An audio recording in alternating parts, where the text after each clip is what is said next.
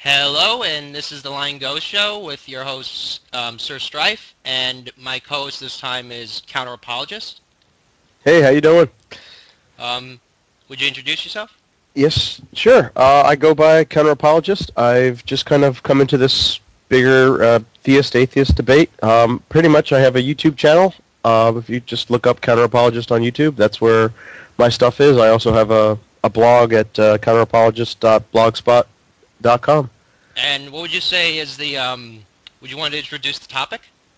Sure. So the topic today is we're going to be covering apologetic arguments. At least hopefully we'll start out with the normal 5 arguments that you get in natural theology, and we'll see where we go from there, I think.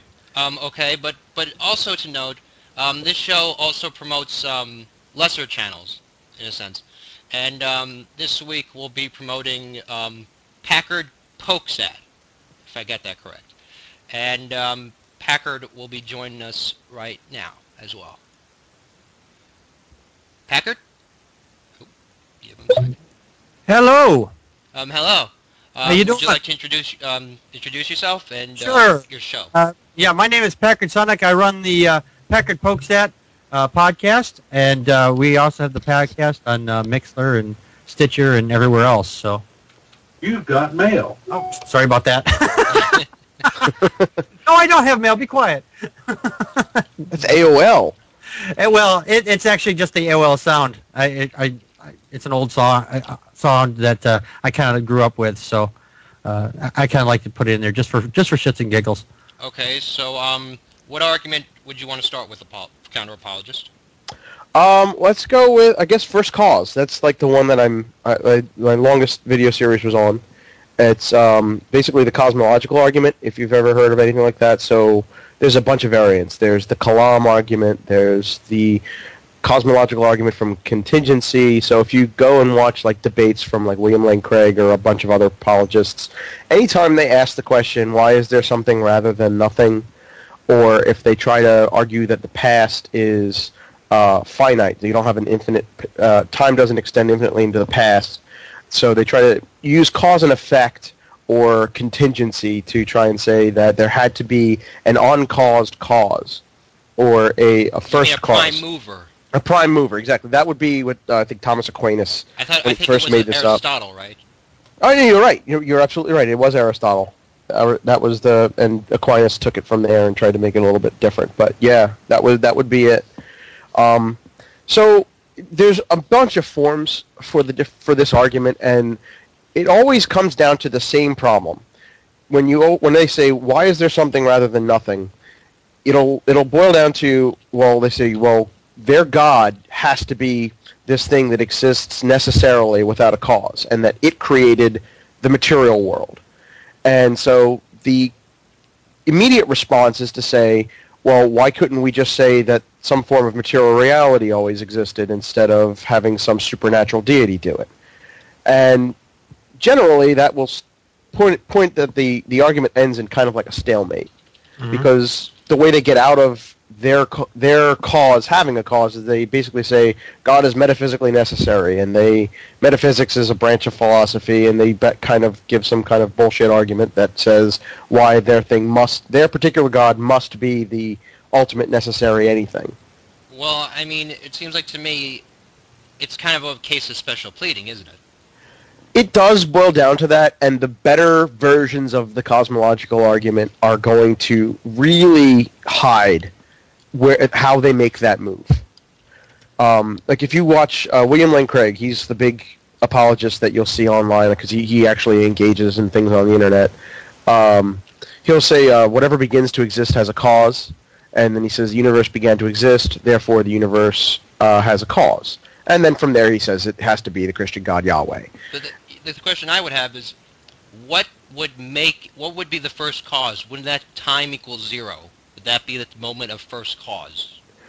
Well, actually, that's actually a really good point, because when you fight down the Kalam argument specifically, it's very related to time itself. Mm-hmm. And so what happens is you can't have a cause, like if you say like a time equals 0, because he will argue that time is created with the universe. because he wants his God to be timeless. So what happens is he says, how could you create something? How could you create the time itself if the cause has to exist before time? But nothing can exist before the beginning of time. That before and after don't make sense. And so what he does is he says that his God exists timelessly before the universe, and his act of creation is simultaneous with the creation of the universe. So he needs simultaneous causation to actually occur in order for his argument to work. And that's one of the areas where, in my video series, that I kind of try to hammer him on, because it only works under a very specific philosophy of time, is what it's called. Well, I've heard of something from Craig called simultaneous causation. Yes, that is a big part of it. So he admits in his published works that the Kalam argument is predicated on what's called the A theory, or the tensed theory of time. Is that the, like, there's two theories of time, A and B. Correct. If I remember correctly, wasn't it A was every event exists in a sense, or was that B? That's B. So what his view of A theory is it's called presentism, which basically means that only the present moment, the objective now, exists. Right? So the past doesn't really exist as there's no collection of past moments really that actually has like a real status, and the future is the same way. And so the problem with that is that it is most likely the case that the B theory of time is true. And so the B theory of time is what, like, if you ever heard of the space-time continuum, like if you ever watched like Star Trek or physics stuff, well, that's because special relativity and general relativity show that space-time is an entity, like space and time are related in one thing. Well, and that's kind of like the odd thing if you think about it. Time and space, if time was eternal, how can you tell the difference? You can't, can you? Well, no, there are actually it's kind of an odd situation if you look at the current state in cosmology. Mm-hmm. So we know, basically science points to space-time being an entity in a four-dimensional manifold/block universe. But we do know that the past is actually finite. Well, yes. In terms of our space-time. Yes. But that doesn't mean that there wasn't some other form of material reality outside of our space-time universe that would have caused ours to come into effect, or is not constantly causing universes to come into existence somewhere in this greater multiverse kind of a thing.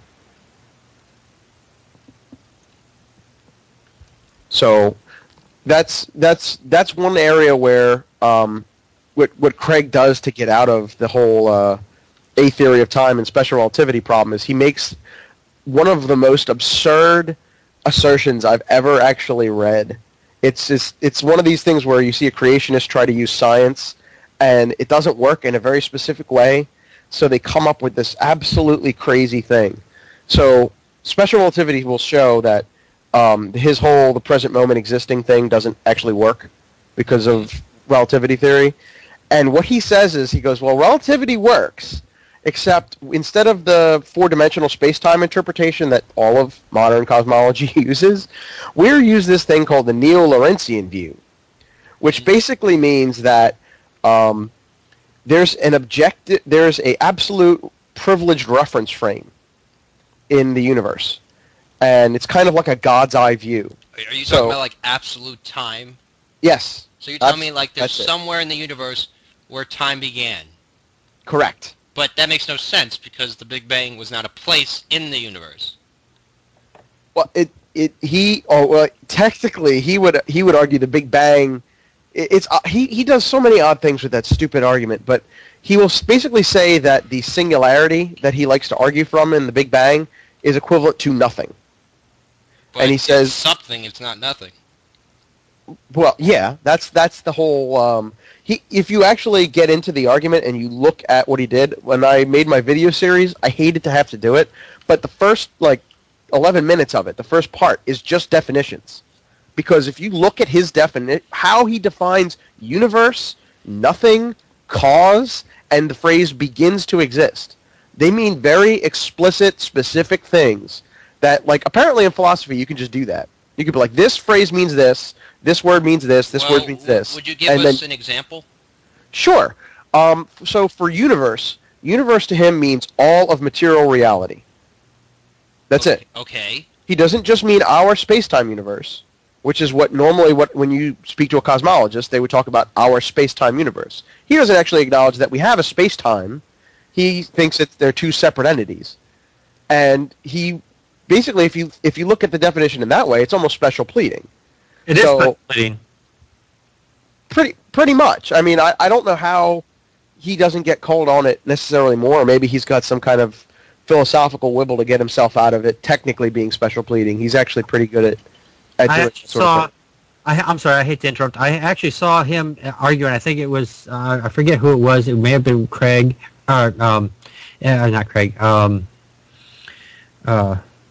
Hitchens. It was either Hitchens or somebody else, and he was he compared God. So let's say God was a computer, and then they put the God quotation in there. They put a computer in the place, and then Craig argued against the fact that the entity, or the God in this case, would be the computer. He argued against that. So he basically took all his own arguments for the God, and he flushed it down the toilet, and as for replace the word God with computer. Right, and you'll see. I think I might have seen something similar with that. And he basically will say, "Well, you just renamed God the computer. You're just calling God a computer. Then you're right. Arguing the same thing." And it's a valid counter argument, but he has that. It's like a stupid little out that he can do. Right, and he's very good on rhetoric. The guy is just really good on rhetoric. But one of the things that's like that he'll do, so for like the definitions, for like another example, is cause. So for him, he defines cause very generally, where he says it's something that produces an effect. Wait, doesn't he then say the Big Bang is not an efficient cause?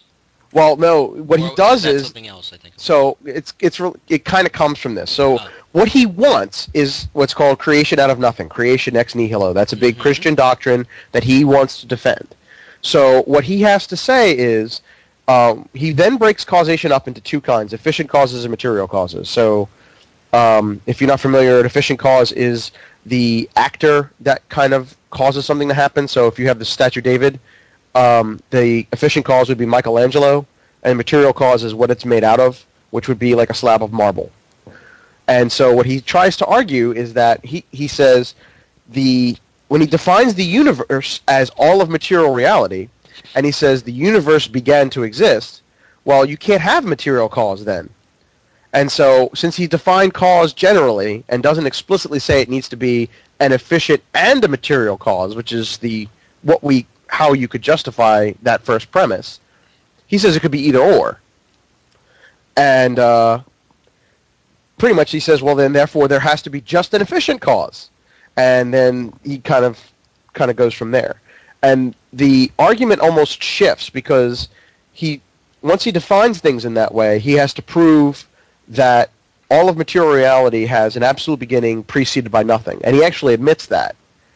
And the trick there is he actually can't do it.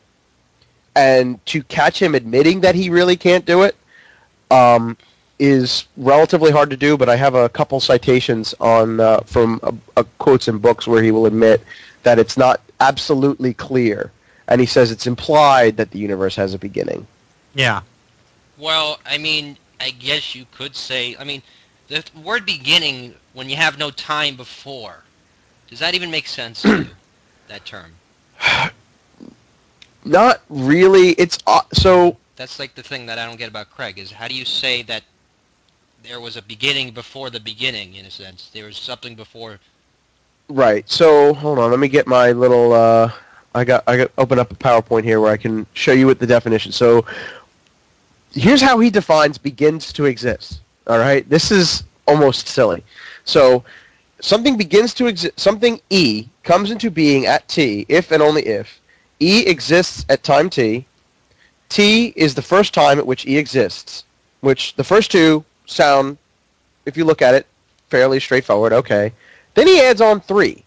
There is no state of affairs in the actual world in which E exists timelessly. That's his get-out-of-jail-free card for God. And then he adds, E's existing at T is a tensed fact.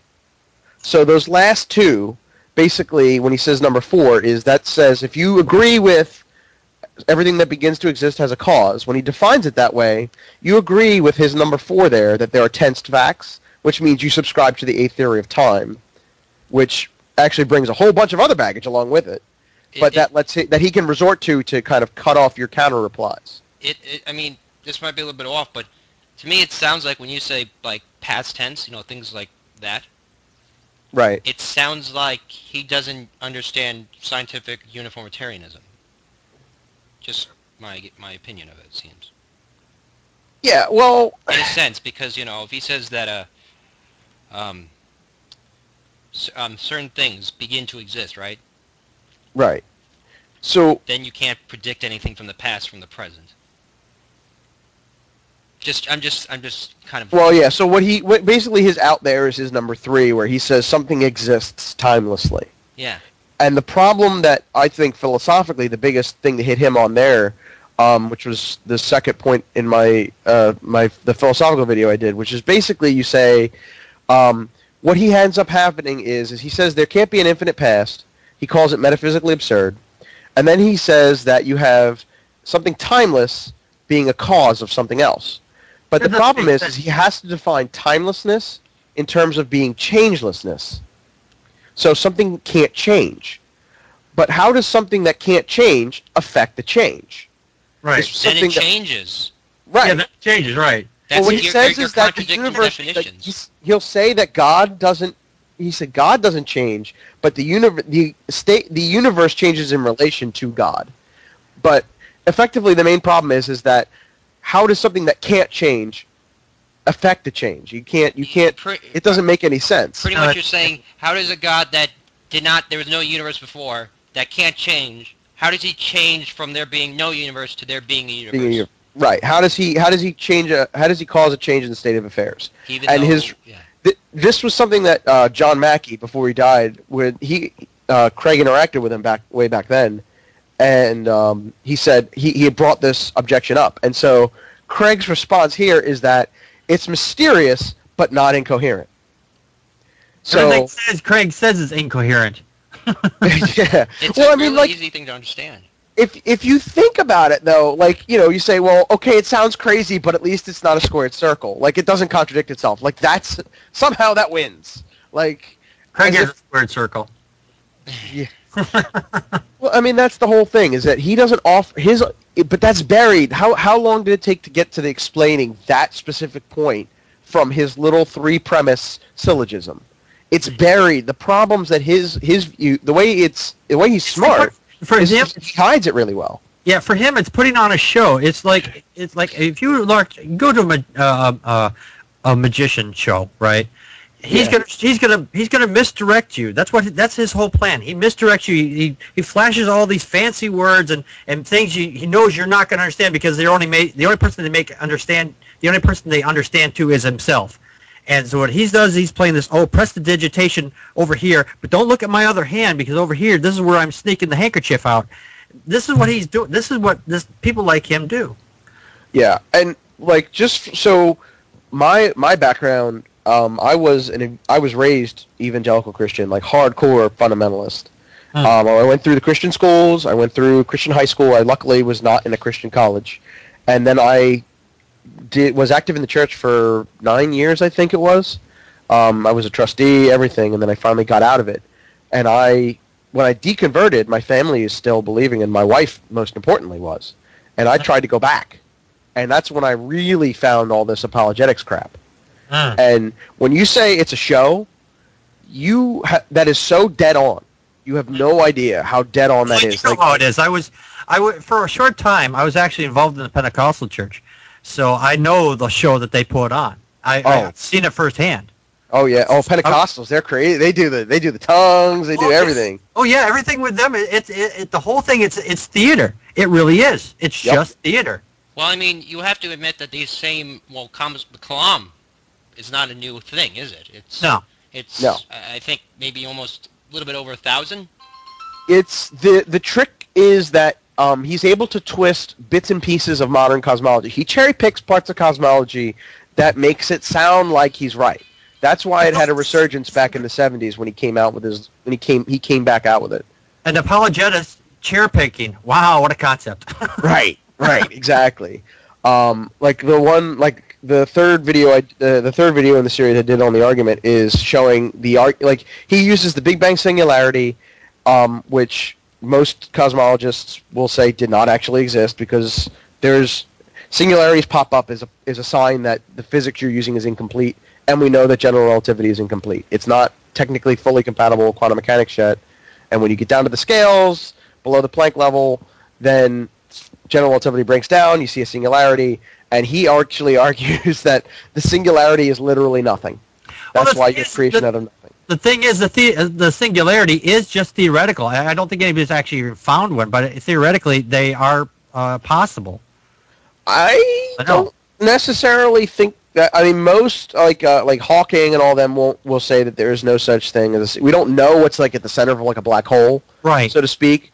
But they're pretty sure it's not an actual singularity because, it would be the theory is that it's a boundary to space-time, right? But it's not actually a. Where the big crunch would be at the center of the black hole. We don't know exactly what happens at the center of the black hole, whether it shoots out all the particles at the speed of light at the other side of all the stuff that it's crunched in, or it's just massively compressed. We do know that it does emit particles, and it's not going into some unknown dimension. It actually shoots it off in a direction that we can actually observe. Oh, okay. Yeah, that's how they go away. Oh, okay. That's how black holes go away. They eventually will go away. They're constantly shooting out I do know that I do know that black holes go into feeding cycles. From what I understand, they go into they'll kind of like roll. I don't know. This way it was explained to me that they kind of like roam the universe, as it were, and then they go into these dormant stages where they're still present, but they're not feeding until they get I don't know, hungry, and then wait. Let's ask our particle physicist here. Yes, Chris. Okay, for one, black holes do not shoot off particles. You're completely wrong on that. I am? Okay.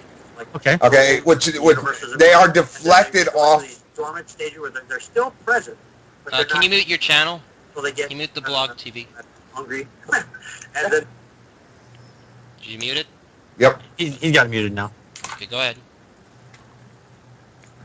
Yeah, I thought I could have sworn I was. I thought. No, it actually isn't emitting particles. It's being deflected off of the plane.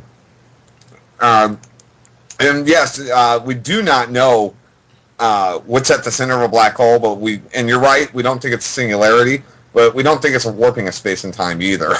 Right. That's the effect. Right. Because gravity can warp the space around. Everything basically. Like if you were to put the sun. At our best guess, it's a high mass object. I thought it was. That's our best guess. Right. Just doing a quick Google on the side. I thought it was Hawking radiation what was supposed to be emitted by the black holes. Yeah, but in 2002 he came out and said he was wrong. He was incorrect about that model. That model would be based on in another reality. It basically is the way he put it whenever he came out and said I was completely wrong on that. But only in our reality. In another multiverse, it's possible. Yeah, well, the multiverse has been proven. It's one of those right. theories. Right, exactly. But I was right about the fact that black holes do have these feeding cycles. I'm not sure what they are because I don't think they're center of our galaxy. I think it was, if I remember correctly. They go actually, we have a large one at the center of our own galaxy, which is. Well, there's one in it, and we think that there's one at the center of almost every galaxy. It's our best prediction. That's what we're swirling around, basically. Centaurus, what's it called? It begins with an S. I think the center one is Centaurus A. Yeah. That's the one in our center of our galaxy, Centaurus A. But I mean, No, thank you for correcting me on that. I remember seeing it on some History Channel like space thing once. Yeah, probably something like that. Or something because that's like old data. A lot of people. Hawkins is great for PR, but he doesn't go around and correct his mistakes, and his mistakes stay out there as actual common knowledge, and which is fine if they were right, but they're not. He's come out and actually said he's wrong. And I think that a lot of people should actually research that stuff and actually come up and say that. Right. I know he said that same thing about singularities. He did say that he was the first one who came out with the singularity idea, and then he said, I convinced everyone there was a singularity, and I spent the last 10 years trying to convince everybody that there isn't one. Right. But wait, Chris, from a scientific physicist point of view, what is the beginning of the universe? For the Kalam, in a sense, from your perspective, though. From my perspective, it's just a rapid expansion of space and time. And that's where the Big Bang started, is we had a rapid expansion of space and time. But and was there a place in the universe this occurred? No, it happened everywhere. We don't see an actual point of origin when we look at the universe. So when we're looking at it, it's just a rapid expansion of space and time. And when that happened, it released a lot of energy into the universe, too, into that space and time, which gave us the matter that we have right now.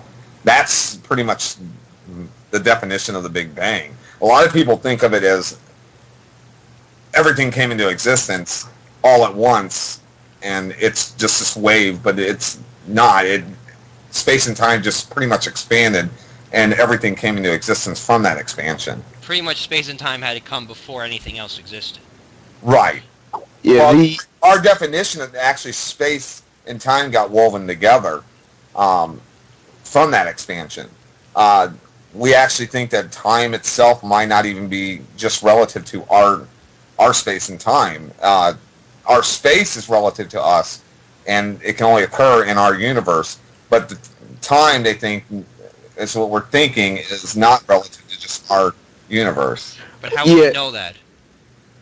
We do studies on it, and we look at black holes, for one, where time gets so distorted that it just moves in a completely different flow from what we see in our everyday universe, where time can move backwards and it can move forwards, and we see that happening in black holes, around black holes, I should say. So technically, if you could manipulate a black hole, even if that's just science fiction now, you could use it as a time machine. Well, in a sense, there was a physicist who, in 2010, who actually came out with a path that if you followed around the black hole, you could actually meet yourself before you actually enter the black hole. But it's this very complicated path. Isn't that's like the twin paradox kind of an idea? Yeah, sort of a thing. Yeah, but you technically, my understanding of it. So please correct me if I'm wrong, because I'm an engineer, so my physics is like 10 years ago back in college. So if I'm off, please hit me over the head with a 2x4.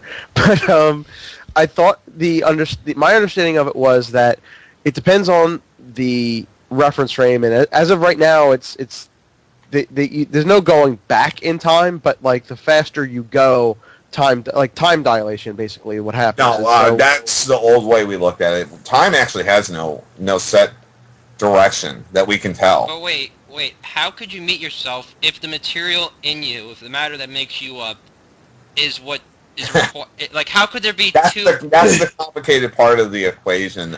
How could there be two sets of matter that make you? Because you move forward in time to move backwards in time. Yes. And in physics, there is no actual.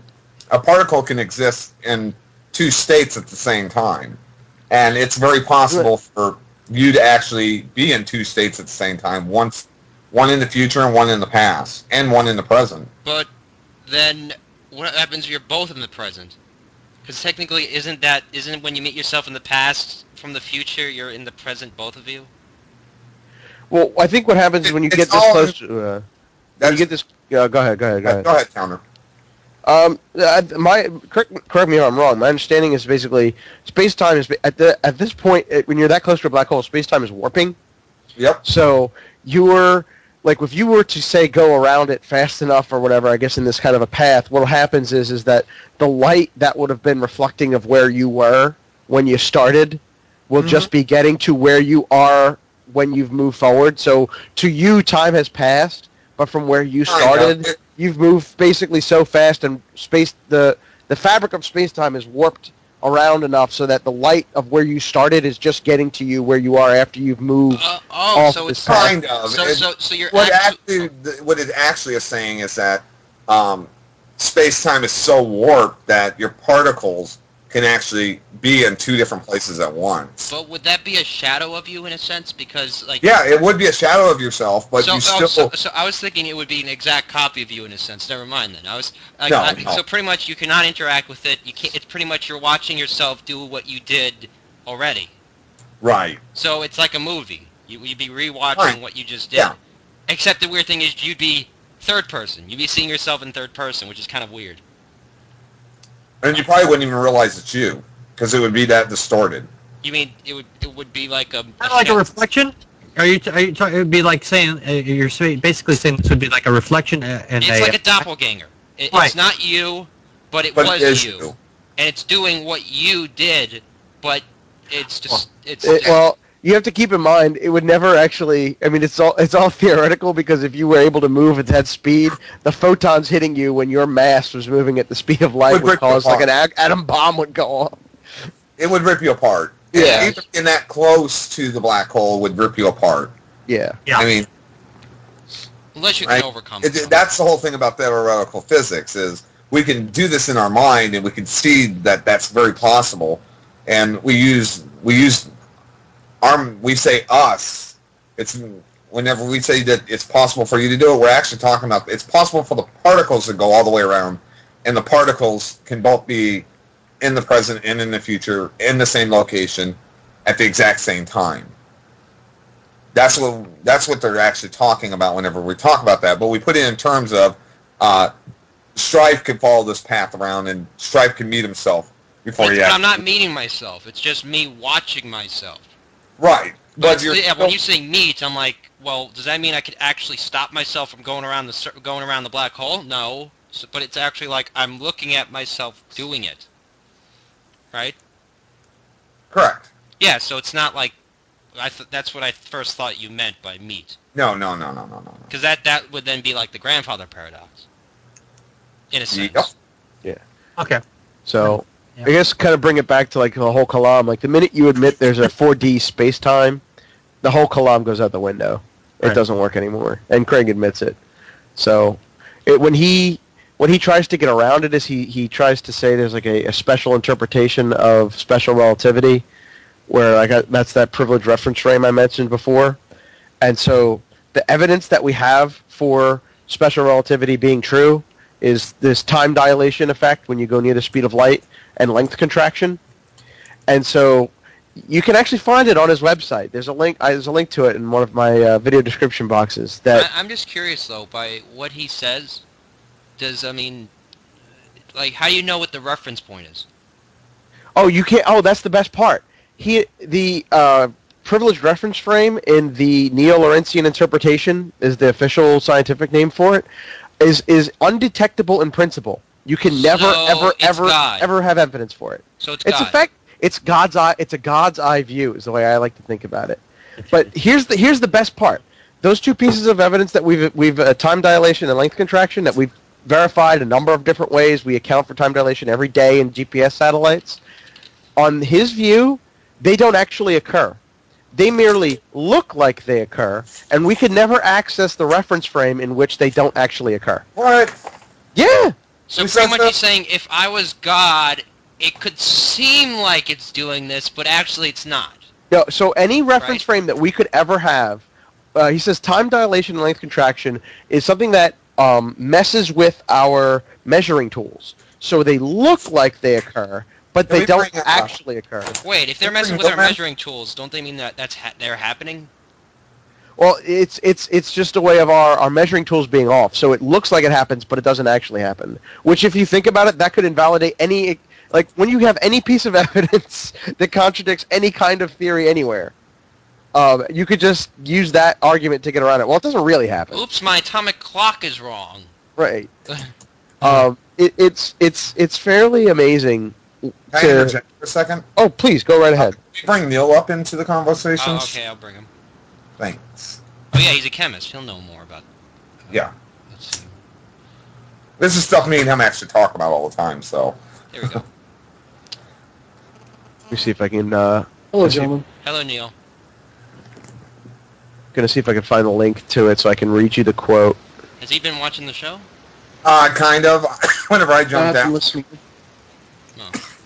Yeah, whenever I jumped out, I think he missed part of the combo. Could an atomic clock be wrong, Neil? Yes, it can be actually. Yes. That's why we keep changing. That's why we keep updating those things all the time. I meant like what we use. The Yeah. Well, all the standards we use actually are subject to changes. Like our current understanding of what a meter is, representation of space, is taken directly from a platinum iridium bar that's stored in a special climatized and atmospheric controlled container in France.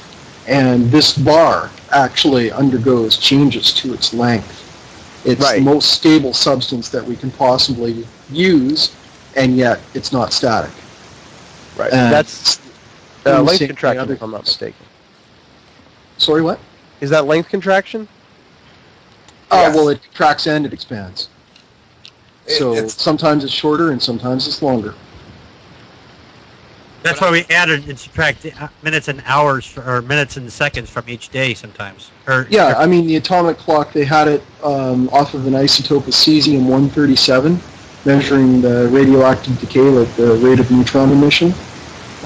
It's pretty accurate. Like, I mean, we're talking on the scale of a fraction of time that we can't perceive over years. This thing is accurate, but it is varying. Well, but pretty much, would you say that if we used a tool that uses cesium, would Well, they might be using something else. I don't know what they're using for the atomic clock at the moment, but well, I- as a hypothetical, sure. and you know, like we put it in a plane and we put one on the Earth, and we make the plane go at like 7 Gs. Oh, well, you're talking relativity. That's Yeah. different. The clock it's might massive. measure. The clock might measure different, but in fact, it is still accurate. It's just the actual act of relativity that is altering the measurements that you would take. Like, Yeah, I mean, you're because talking speed- about taking speed of two the particle clocks, actually- synchronizing them, having two synchronized atomic clocks, sticking one on a very fast object that approaches the speed of light, and then seeing if there's a difference. Yes, there will be. If you take two cesium clocks and just put them side by side and wait for them to fall out of sync with each other, you might have to wait over 100,000 years. But yeah, that's pretty much counter. That's what you said about Craig, right? He said that. Counter. Sorry. Could you? I was looking at something on the side there. I apologize. It's Because all right. Craig We're talking pretty much- about... Okay. sorry, go ahead. No, I mean, pretty much, Counter brought up the point that Craig says that, well, the tool that you're using is wrong. Pretty much, will be wrong. Correct. I mean, what he'll do is he'll state that in the Neo-Lorentzian interpretation of special relativity, it only appears that length contraction and time dilation occur, and they don't. But in the actual reality of the absolute reference frame that we can never get to, they don't actually happen. Well, then they it do doesn't happen. matter if we can never get to it then. Well, They do happen, and it's already been proven, and they can look at differences between satellites orbiting the Earth and clocks that are actually on the Earth, and they can see the degree by which they're out. When they launched the global positioning satellites, they also did time experiments, and by having many clocks, they were able to narrow down the margin of perceptual error. Like, they were able to take more accurate measurements, and they've actually proven that time dilation does occur. oh, he won't even dispute necessarily even that. What he'll state is that it'll look like it happens, and it'll look like it happens consistently as long as you stay measuring within one reference frame. But So it's a perceptual, it's a positional illusion, is what he's saying. pretty much, Your I suppose perception within the one reference frame is always going to be constant, but as soon as you move from that, you're actually going to discover that it was an illusion, just like a mirage on the or desert. it's But we've actually never it seen would that. look. If he said never no, seen it would only look Yeah, like it but didn't it's- happen if you were in the absolute reference frame. Okay, just- and that just- experiment doesn't bear itself out either because they've done the measurements in different places. Oh, So- sure. No, he says that he'll only ever be proven right if you were in the absolute reference frame, which is something we could never actually access. I put a link in the the center chat point box. by which everything is orbiting around or whatever, like the original reference point of the Big Bang or whatever. Right, and it's a bunch. Well, you don't need that. You don't need the absolute reference frame to make that inference. Mathematically, it bears out. Like when you look at the math, the proofs that they've done, it's basically, yeah. Actually, didn't I write a paper on that, Neil? I don't know. I don't know if I wrote that. If I read that, it would be a statistical proof if it was. I think I wrote a paper on that. I mean, they did all the measurements, right? The clock measurements. They had so many different measurements that they had a margin of error, plus or minus such and such, which was inside their measurements, showing that time dilation was pretty consistently following relativity. Oh. Now, we might find that as we approach the actual speed of light, that this is different, that it's actually not 100% accurate to relativity, and in fact, I would probably bet on it. It's not going to be a linear equation. But, for now, and for what we're seeing, it's close. Just like Newtonian mechanics is close in predicting the orbit of the planets. I mean, it's fine and accurate enough to describe exactly where you're going to see Mercury, Venus, Earth, Mars, Saturn, beyond the problem of solving 3+ body mechanics. I mean, it does predict those motions to within a certain accuracy, right?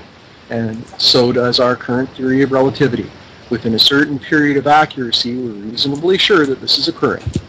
Oh, so the way he responds to that, and I shit you not, if you look at the link I put in the chat box for the show, he will complain about the verificationist assumptions of scientists. There's no verification assumption needed.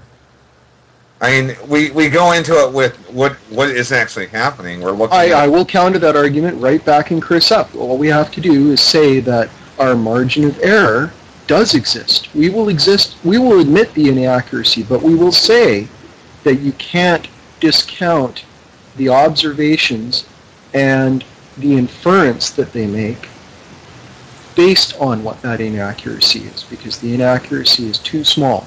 So, well, like I wrote a paper on the Big Bang, okay, and one of the paper I wrote was that one of the things that we could be looking at is the perspective problem, where we could have a localized event that happened in our region of space, within our viewing area, that could strew our data.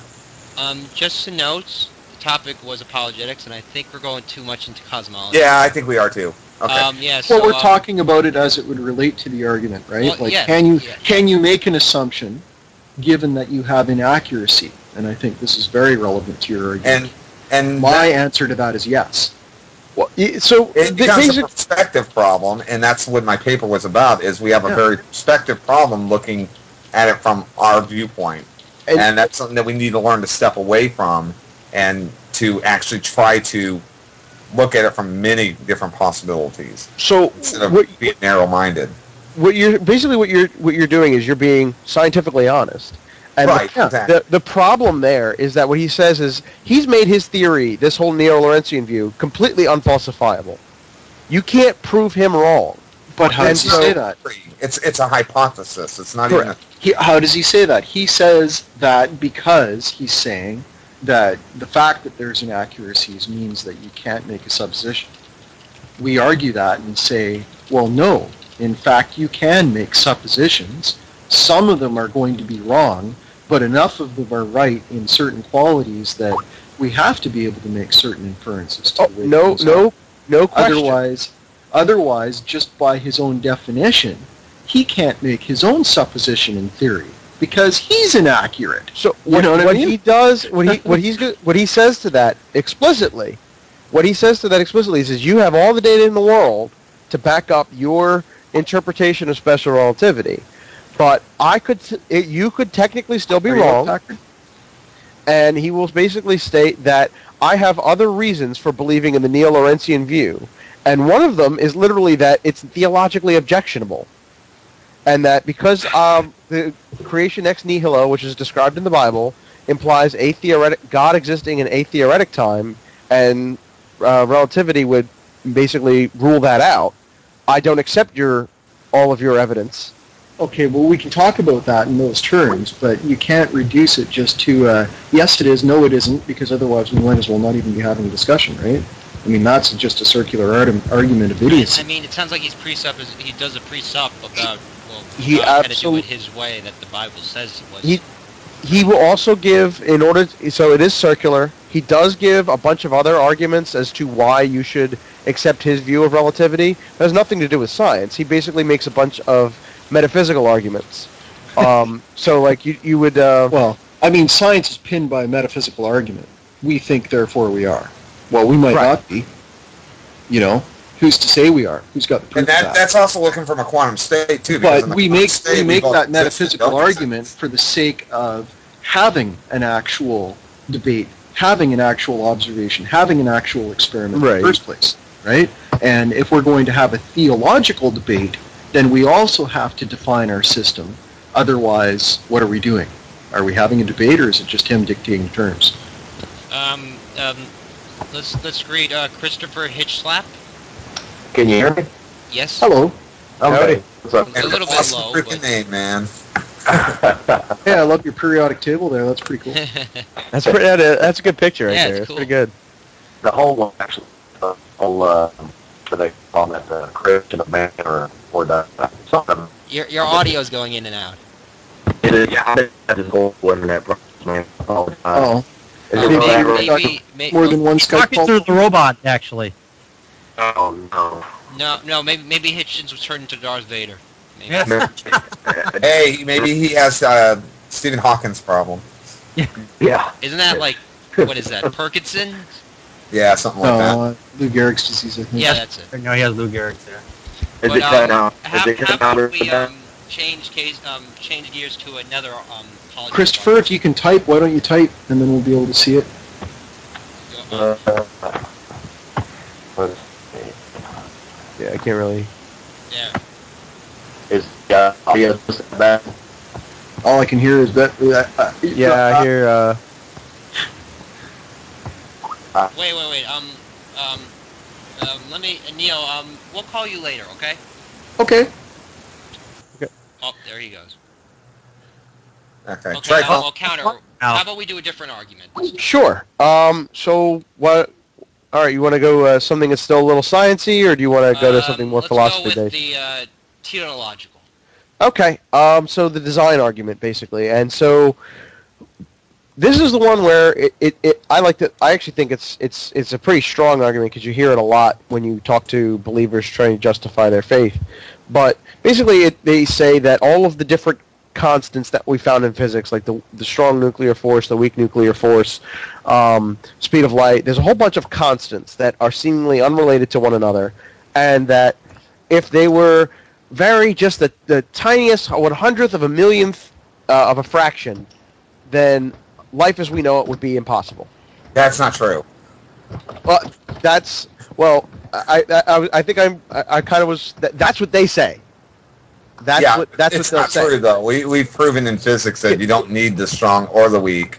Can I well, actually, since you clearly know more on the actual physics of this than I do, can I throw what my answer to that was and Sure. tear it apart if I'm wrong? Yeah.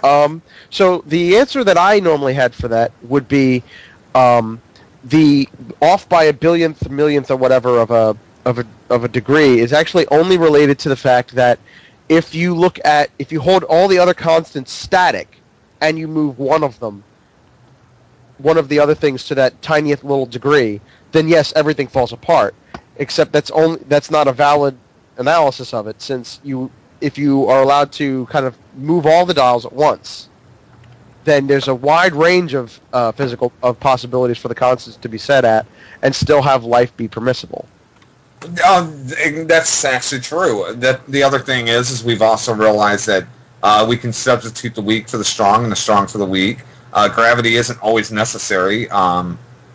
We see that in nature, actually. So to say that it just moving one or two, a billionth of a billionth of a billionth, yes, it would change the way our universe looks, but it would not necessarily stop our universe from being in existence.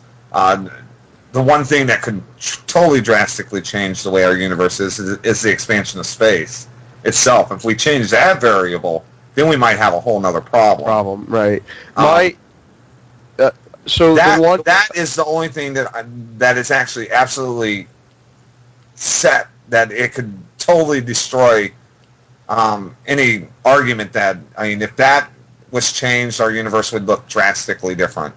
And it could have devastating effects where life could not be possible. But changing any of the other forces in nature, and we've proven that you can still have galaxies without the strong. We've proven, and these are all in models that we've done in computers. We haven't actually seen it in nature, but we've tinkered with it enough that we know that you can take the strong force away, and the weak force can compensate. So we can take the weak force away, and the strong force would compensate. So yeah, you're exactly right, Counter. As long as we're able to manipulate the other ones, no, it's not necessarily true. Yeah. So the trick there is when you encounter that argument with a theist, you basically have to say, all right, no, you're playing with the question to make the probability seem way more in favor of it needing to be finely tuned, or that there has to be a designer, when that's kind of, I don't know what the name of the fallacy would be, but you're not asking a fair question. You're not. Is the first and thing. I would actually pose it in a different way. We're more finely tuned for our existence in this universe than the universe is finely tuned for us. Well, that's what I've heard a lot right. of. That's the anthropic principle, basically, yes. Is that we evolved as our kind of a carbon-based life form because all of the different forces, or if you just look at how we're designed in general, we're actually in exact proportion with the elements in our universe. That's just it in a nutshell. We have exact same amount of hydrogen in our body as the universe has in proportion. What is it, 22%? I think there's a lot more than that of hydrogen, I think. Oh, wait, oxygen's a third. Bill, what is it? I think hydrogen is the most common element, I believe.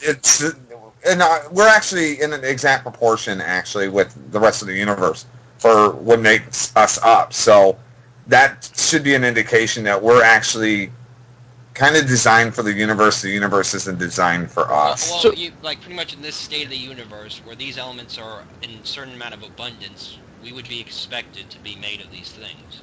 Right. But it's not just part of the universe, it's the universe in general. If the universe was older, maybe life wouldn't be like us. Right. Maybe it would be silicon-based. True. Yeah, that's something. The other thing that I kind of wanted to throw out there, and that I kind of think is an answer, but I'd really like your take on it, Chris, is that we think that these constants are all set and they're independent of each other. But and so they try to use that as a, hey, look, there has to be a designer. But that's not necessarily the case. If my understanding of it, which is basic, is that if, say, string theory turned out to be true, then all of those things basically kind of are explainable because of string theory, and they're not actually finely tuned, and that there's a mechanistic way in which those values are set based on whatever the causal conditions of our space-time coming to existence. Well, see, that's the whole thing, is we don't actually even know if there's a causal effect. The fact, the universe could be in existence because the universe is in existence. Yeah, and a lot of people don't realize that cause and effect don't necessarily have to be in that order. Effect can come before cause. So the universe being here could be the result of the universe being here. Yeah. When I say a beginning of space time, I like to think of our space time as a little bubble, and that there's something greater that is a bubble in. You mean kind of a deal? Yeah, something along those lines.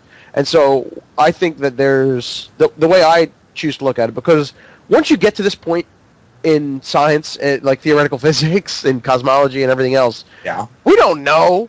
That's the most honest answer. We do not yet know. Followed up by, we might not ever know.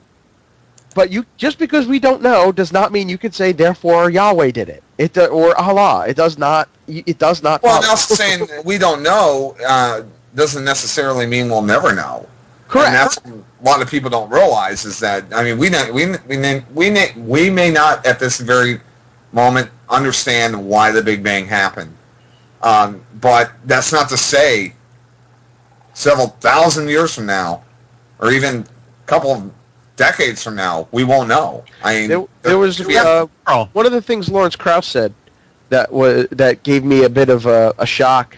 In one of his talks on the Universe from Nothing was he said that because the universe, once you go out far enough, the universe is basically expanding at the speed of light, and so things have expanded far away from us. So if we were looking into the sky a couple 100,000 years from now, like if we didn't evolve, if we evolved later, there's evidence that we have now that we would not have we have now that we would not see if we were looking up for the first time then, because things would have expanded so far away from us at that point that we wouldn't be able to collect the data that we have now.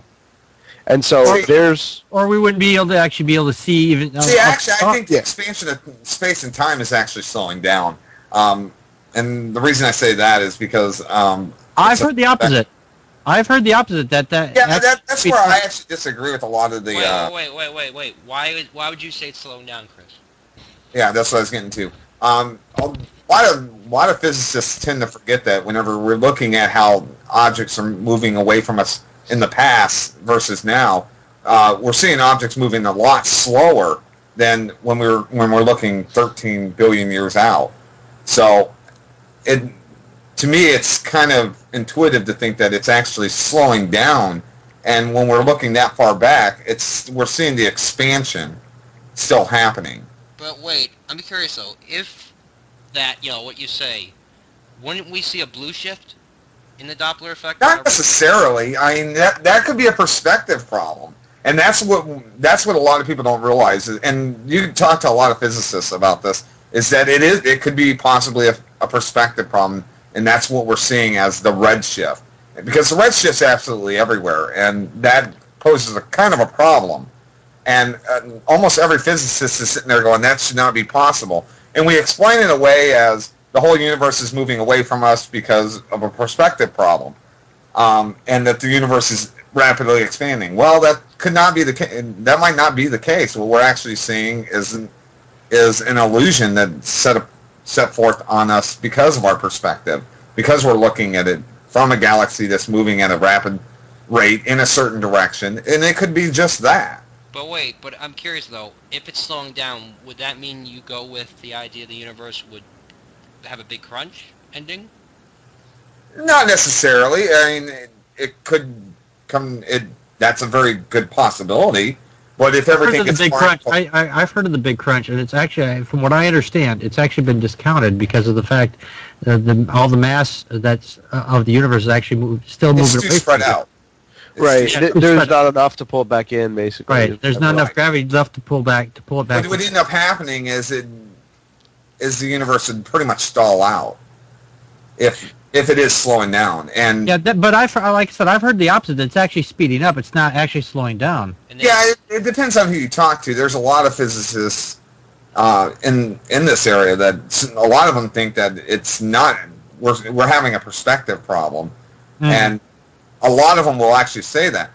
They do say that it appears that it's speeding up, but it's actually, if you look at the relation to anything within, I think it's like 20 million light years, everything's moving at a slower rate than anything that's outside of that. And further back we go, we see it moving faster and faster and faster. We got galaxies that are moving faster than the speed of light when you get far enough out. Which technically should not be possible. Right. Yeah, how do we see those things? But if you look at it from the point of view of a rapid expansion of space and time, okay, and we're looking back into time, okay, then that actually starts to make sense because you're going further back in time, and yes, now they're going to appear that they're moving faster than the speed of light because the universe is expanding at a much faster rate.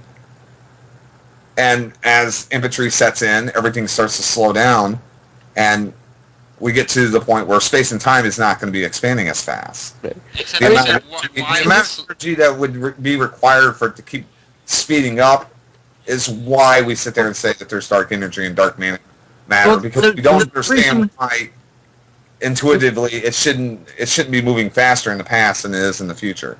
Right. Well, I was thinking that if, as I remember correctly, the reason why they're saying that the universe may actually be speeding up and not slowing down because the effect of gravity is actually being stretched like a rubber band, as it were, and we're reaching past that point. Actually, that's why. But they've discounted the big crunch on that though, because eventually, when if let's say if I'm trying to leave the Earth, I do eventually break the bonds of gravity, and the gravity of the universe itself is actually speeding apart because all the vast bodies, they're actually moved so far apart that they're actually still. I can't hear you, Pat. Yeah, what's that, Packard? Christopher, are you there? Chris? Please. I'm here. Is it still breaking up? No, we hear something in the background. Yeah, now you sound like you're coming in from NASA now. Oh, is it that big? Is it bad right now? Control, we have a problem. I'm trying to do it over my cell phone. It sounds better. Yeah, it sounds a little bit louder. Yeah, but for me, it sounded like you were on a satellite.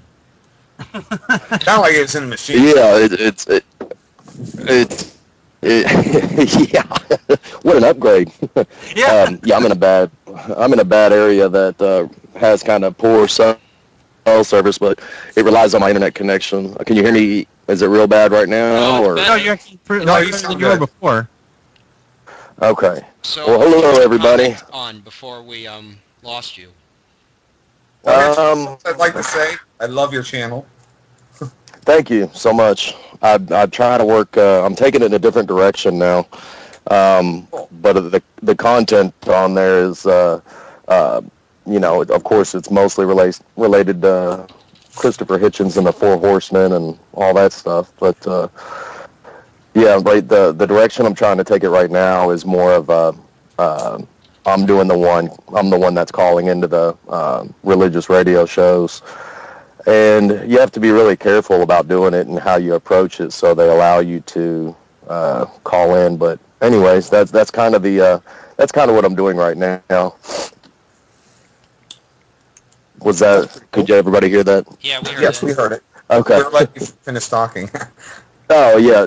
There's a slight delay, but I would encourage everybody to do it. It's actually it's actually pretty fun, and you really don't have to have a topic in mind. All you have to do is just listen to them for a few minutes, and they'll definitely give you a subject matter to address by the time they get to your call. They'll let you go on even if you have a contrary viewpoint? Well, see, that's you'll notice in there's a few of my videos. What they do is they screen your call when you call in, and kind of get a general feel for what kind of a question you're going to ask. So I keep it real general, but usually what happens when I call in, you have to front load the whole question and your whole argument, because as they're responding, you're usually cut off by that time. So you really only get to put your comment up there.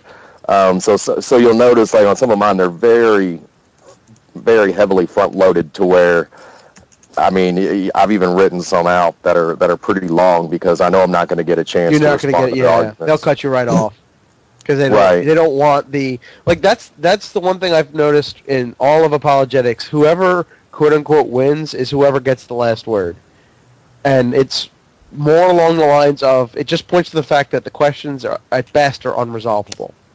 Yeah, that isn't always the case though. But I mean, like Chris there. I mean, if you watch any of his. Hitchens may not always get the last word in, but most of the time he just stomps all over anybody that's talking to him.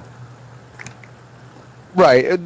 What happens is I guess from the perspective of somebody who's in the believer mindset, the apologetic argument, as long as it gives, and if you read what say like a Craig or whoever when they write, is they just ultimately they're not actually trying to convince. They will admit they can't show that their God exists.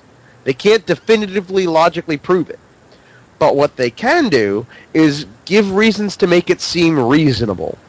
And so what they're afraid of is that they're eventually going to get to the point where society looks at them and they go, "You're out of your mind." That's like saying that Thor still exists or something like that. And people like Sam Harris's quote is. If you go into a job interview and you say that you met Elvis still walking around like 10 minutes ago, there's an immediate price you pay. in social currency with the people you're talking to. Like, you're immediately going to pay a price. And what they're afraid of is going to happen is that they're going to walk into something and say, I'm a Christian, and have the same kind of price be extracted. That's what they're afraid of happening. And that's really the goal of apologetics. There's actually, I could throw a link if you wanted somewhere. I've got it buried in here. You can post it in the chat. Sure. We'll of course, I guess, put it on the video. Okay. On the YouTube thing. But Chris, what about you name an argument? One we didn't. What do you mean? What? Apologetic argument. I haven't really got a chance to listen to the whole front of the show, so I heard a little bit talking about the black holes and time dilations. It would probably sound arrogant, but it's a good thing that I haven't really heard a good argument from even William Lane Craig, and especially this presuppositional apologetics to me it all seems worthless. It's like, is that really where you're going to put your God now? It to me, and like we were talking on the Skype a few days ago, it really is waving a white flag, because now you're just reducing him to it possibly could be true, or even if there's a 1% chance it could be. I mean, it's so ridiculous that I haven't stated no power whatsoever when you put him in the state that Craig puts him in. Well, I mean, to me, it seems like the 19th century destroyed evidentialism in apologetics, and now they go to presuppositionalism because that's the only thing they could do. Well, it breaks down into, you'll have some people who will realize that, like Saita Bergati, he's way out there in the presuppositionalist, and if you read why he went into presuppositionalism, was he realized somebody finally, it got through his head that his cosmological argument and all these natural theology arguments didn't work. Like, he actually internalized the evidence that says, no, this is a bunch of crap. Like, it doesn't establish its conclusion. And rather than take that to the, conclusion of, wow, maybe my God doesn't exist, he straight up went into presuppositionalism and said, when you try to give an evidential argument, that you're actually denying that God exists, like you're acknowledging the position that God doesn't exist, which the Bible technically says you're not supposed to do. Well, that's what any religion technically is. It technically says that God exists, right? Well, no, it says that you're not supposed to even acknowledge that there is no God. Like you're like Paul. It's something in the Apostle Paul wrote it. I can't remember which epistle it was, but it basically says that no everybody. Exists. No, it's everybody, and everyone has it written on their hearts that God exists. Everybody, no one can be held. No one is without excuse. Is what it is, something along those lines. I'm paraphrasing, but he says the Bible says everybody knows that God exists. So therefore, when you pretend that it's reasonable to believe that it isn't, you're contradicting the Bible. That's Sai's basis for jumping when he realized the natural theology stuff was crap. That's why he went into presuppositionalism.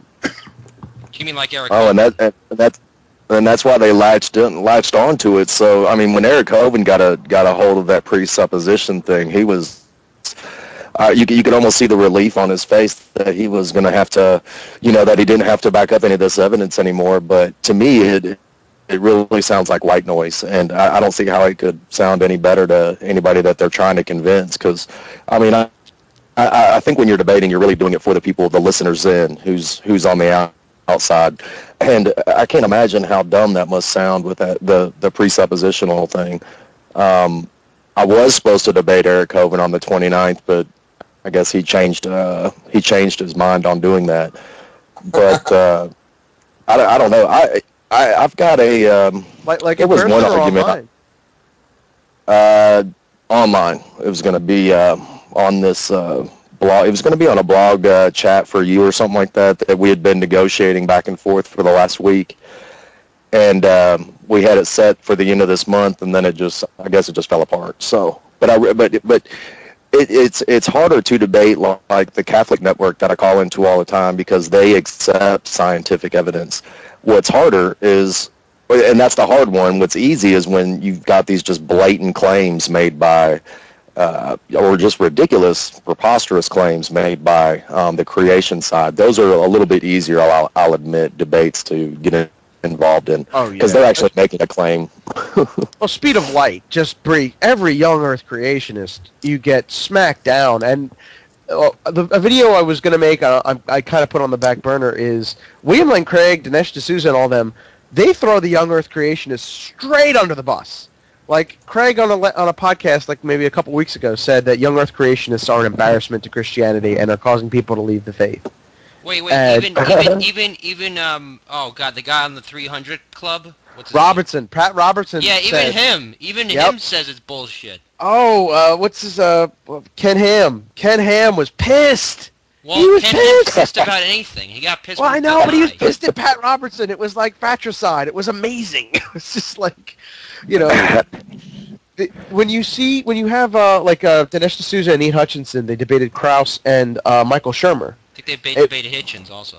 Yeah, it wasn't even that long ago, but they came out and said, no, we believe in an old universe, we believe in the Big Bang, we believe in evolution, but we believe God's behind it. And they admitted in the debate that science disproves fundamentalist readings of the Book of Genesis.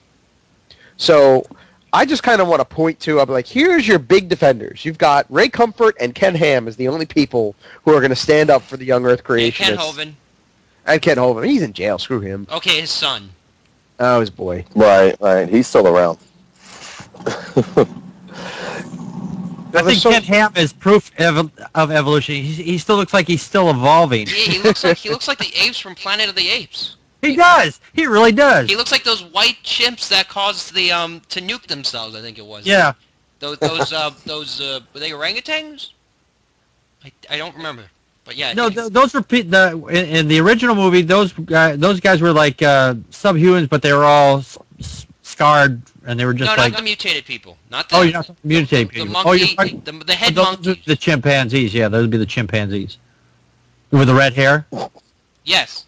Yeah, they'd be the chimpanzees. Okay. No, I'm sorry. Those are the orangutans, I think. Orangutans. No, you're right. Orangutans. I'm sorry. Chimpanzees are black hair. Sorry. Here's the thing that I love about when you get the guys who will admit that evolution happened, and they will admit the old Earth, then they're opening themselves up to a really pretty good critique, because a lot of, like, when you see there's conflicts between religion and science, it's always kind of looked at from the science perspective, but they have so many theological things that are really important to a fundamentalist.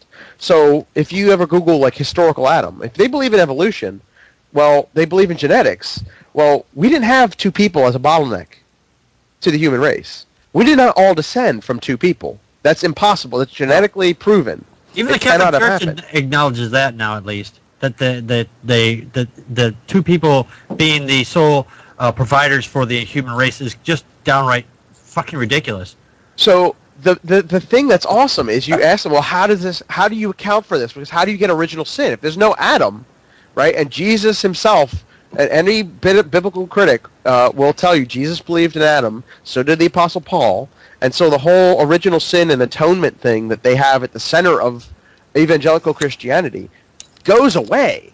And so you have like Alvin Plantinga or William Lane Craig, they will say that evolution happens, and then God picked two of the people who were genetically at a certain point, and he made them, he gave them the ability to have free will, and he modified them. So, and when they sinned, that's how original sin got into the thing. So when you ask where, like, Cain's wife came from, he married a Neanderthal, effectively, is what it was, or something that wasn't necessarily a human. Well, let's go down that road. In apologetics, I've noticed free will is a big part of it, isn't it? Yes, that's their answer to... This. How do you know you have free will? Exactly. What does that even mean? Well, that's actually a very big philosophical discussion. I actually, I'm more of a determinist, I think. I haven't read too much on the subject, but I'm a compatibilist, where it seems like we have free will or like determinism doesn't necessarily mean fatalism, whereas you couldn't change what's going to happen. Mm-hmm. But that's one of the areas. That's another area where you're going to see. Well, right now you have young Earth creationists denying lots of areas of science. Next area you're going to see a lot of denial coming from Christians is going to be neuroscience, because the more they get rid of this mind-body dualism problem, and the more that you see that consciousness is related to a physical brain. I would actually say to the mind-body problem, my mind is matter and so is my brain, so it makes sense that my mind would affect matter because it is matter in a sense, right? Right, and they'll try to bog you down in a how do you account for they call them qualia. It's like the subjective experience of, say, smelling something or being something. Isn't that like quantum something accounting for smell? No, it's the subjective experience of being something is what they want to. Well, the experience of seeing a color red, or the experience of seeing a certain color. Well, it's philosophical wobble is what it is. It's a bunch of wibble. But if you don't mind a little thing on free will, one of my favorite things on free will is you say, they say that goodness has to be grounded in God's nature. If you do the moral argument thing, they have to say that goodness is God's nature. Nothing can go against their nature, right? So if you look at that, when they frame it and they define goodness in that way, God is not morally free. He doesn't have free will with respect to morality. He cannot choose to do evil because evil is defined as not God's nature. Then how did God create evil? Well, he didn't know. They don't say God created evil. They say God created man with free will. No, not and that. Man chose to go against God's will. No, but I'm talking about like the devil, who's technically in a sense... Actually, it says in the Bible that he did create evil, if I'm not mistaken. There's a passage in Isaiah that he's a creator of good and evil, and the interpretation you'll use to get around that, or that they will use to get around that, is that basically what I said was he created good. He existed, and goodness is him, right? Like that they define goodness as God's nature, and so when he created man with free will, he created the possibility for evil to exist. Well, until he created other beings with free will, evil could not exist. That's like blaming us for his mistake. Well, I mean, is it me, or from what they say a sin is something whatever God is against, or what God doesn't do. If going against God's nature, going against what God wants, that is what sin is by their definition. And yet God made us have free will, which would give the consequence of being evil unnecessary. Or the ability to be evil. He never did anything evil. Yeah, he knew would happen. Yes, but that's the thing. And that's still blaming us then for what he did. Oh, it is. It is still blaming us, and that's the whole. If machines would be good, wouldn't we then technically? Well, if there's machines, then we'd be we could be then neither good nor evil if we were machines. But because we do whatever God wanted, we cannot go against him. So in a sense, we'd be good. You guys, nobody's really good or evil. No, I get that, but I'm saying from that view. You kind of have touched on kind of the problem here. Think about what they did. They defined goodness as God's nature, right? God can't sin, but God doesn't have free will to respect morality. So when God supposedly created humans with free will, how is that good? It literally goes against the definition of goodness that they have to hold to for their whole morality to work. On another note...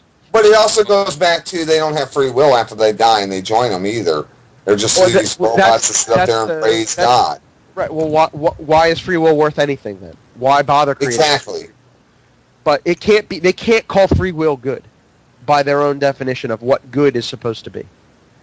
There is no moral value to free will because all of moral value is wrapped up in God's nature. It's the Euthyphro dilemma. Well, it's only. I mean, God. It's not the Euthyphro dilemma. It isn't. Isn't free will the whole notion of free will anyway just an illusion, as it were? I don't even know. I really don't know what free will is. Free will, I don't think it's an illusion. I think that we have a set. We have a set way that we're going to end up eventually. If we don't really have much of a destiny. I mean, we live, we die. What we do in that short amount of time doesn't really amount to anything to the universe. Not the whole universe, no, but to our, in our timeline, in our own. To our society, yes, it matters. But overall, I mean, we're looking at a very short period of time that you're on the Earth, and what you do in it really doesn't make much of a difference to the rest of the universe. In this small little corner of the universe, it does not mean anything. Well, we do affect life on Earth, so we do have some impact in a small scale, I guess. Very, very small scale. Well, it's still something. It's not nothing. If you would like one of the best things I've ever heard on free will and determinism is there's a podcast called Reasonable Doubts. I don't know if you guys have ever listened to it. Nope. I've never heard of that one. It is they're on. They don't post a lot, but they post. It's on freethoughtblogs.com. If you go there, you can get the feed through iTunes or any kind of podcast thing. It is literally one of the best. I think it's one of the best safest podcasts. I'm sorry? Send me that name so I can check it out. Reasonable Doubts. I will give it to you in just a moment. Sure. I'm just curious, though, Counter. They Sure. claim also God is... Yes, I... Shut up! And I'm pasting it into the chat box now. I did So there you shower. go. Now shut up. They are Yes, fantastic. now shut up. Shut up. Reasonable Doubts is the name of the podcast. If you search for Reasonable Doubts, Free Will and Determinism, or if you look through their podcast history, they did like 5 episodes on it because it was a very contentious issue. It's actually an active philosophy debate.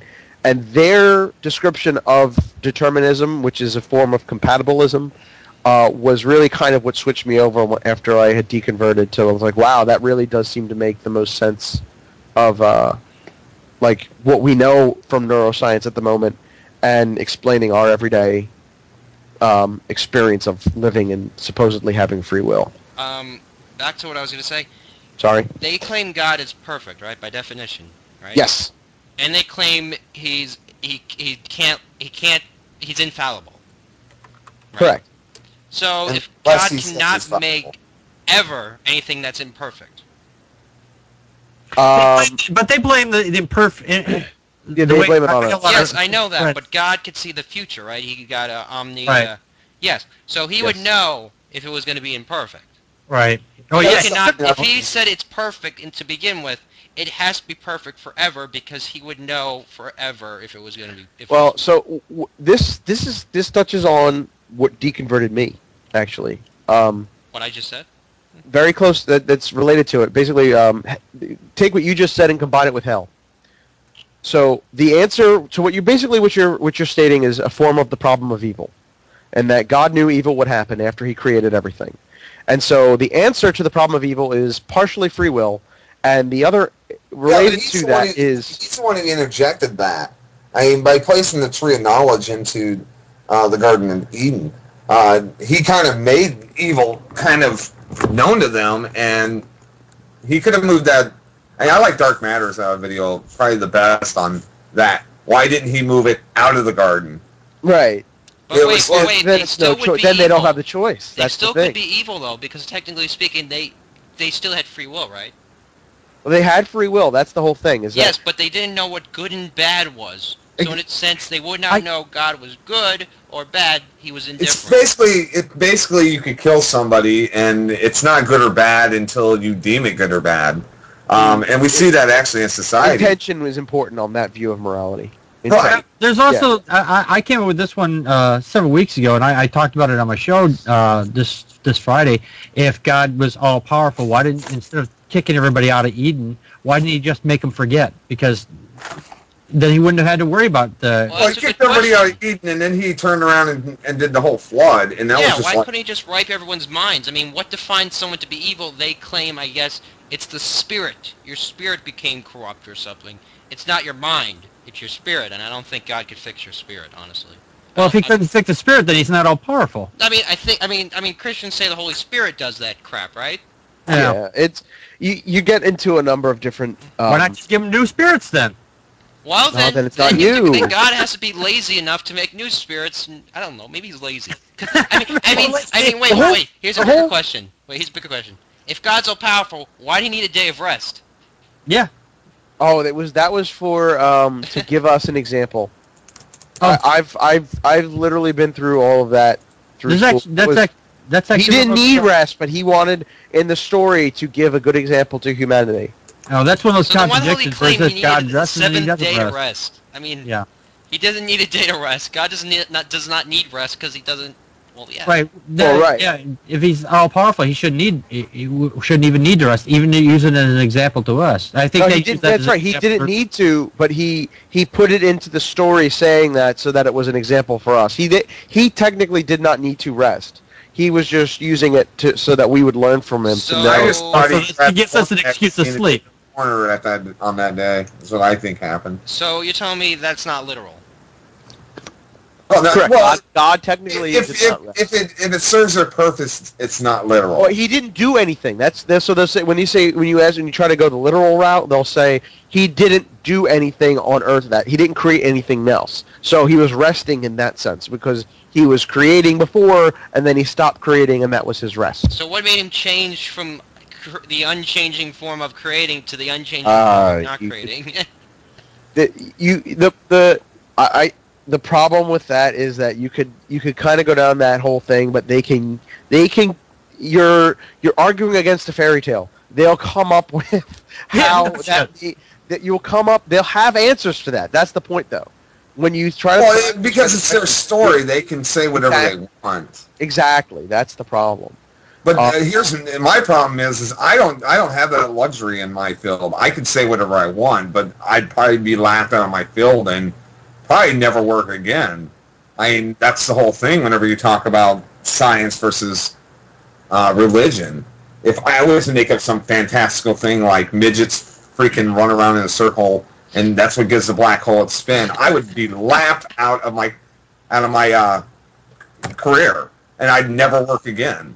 But when a religious person says something similar, that some dwarf is holding up the sun, Oh, that's just another branch of Christianity. It becomes common knowledge because God put the dwarf there. He's holding it up.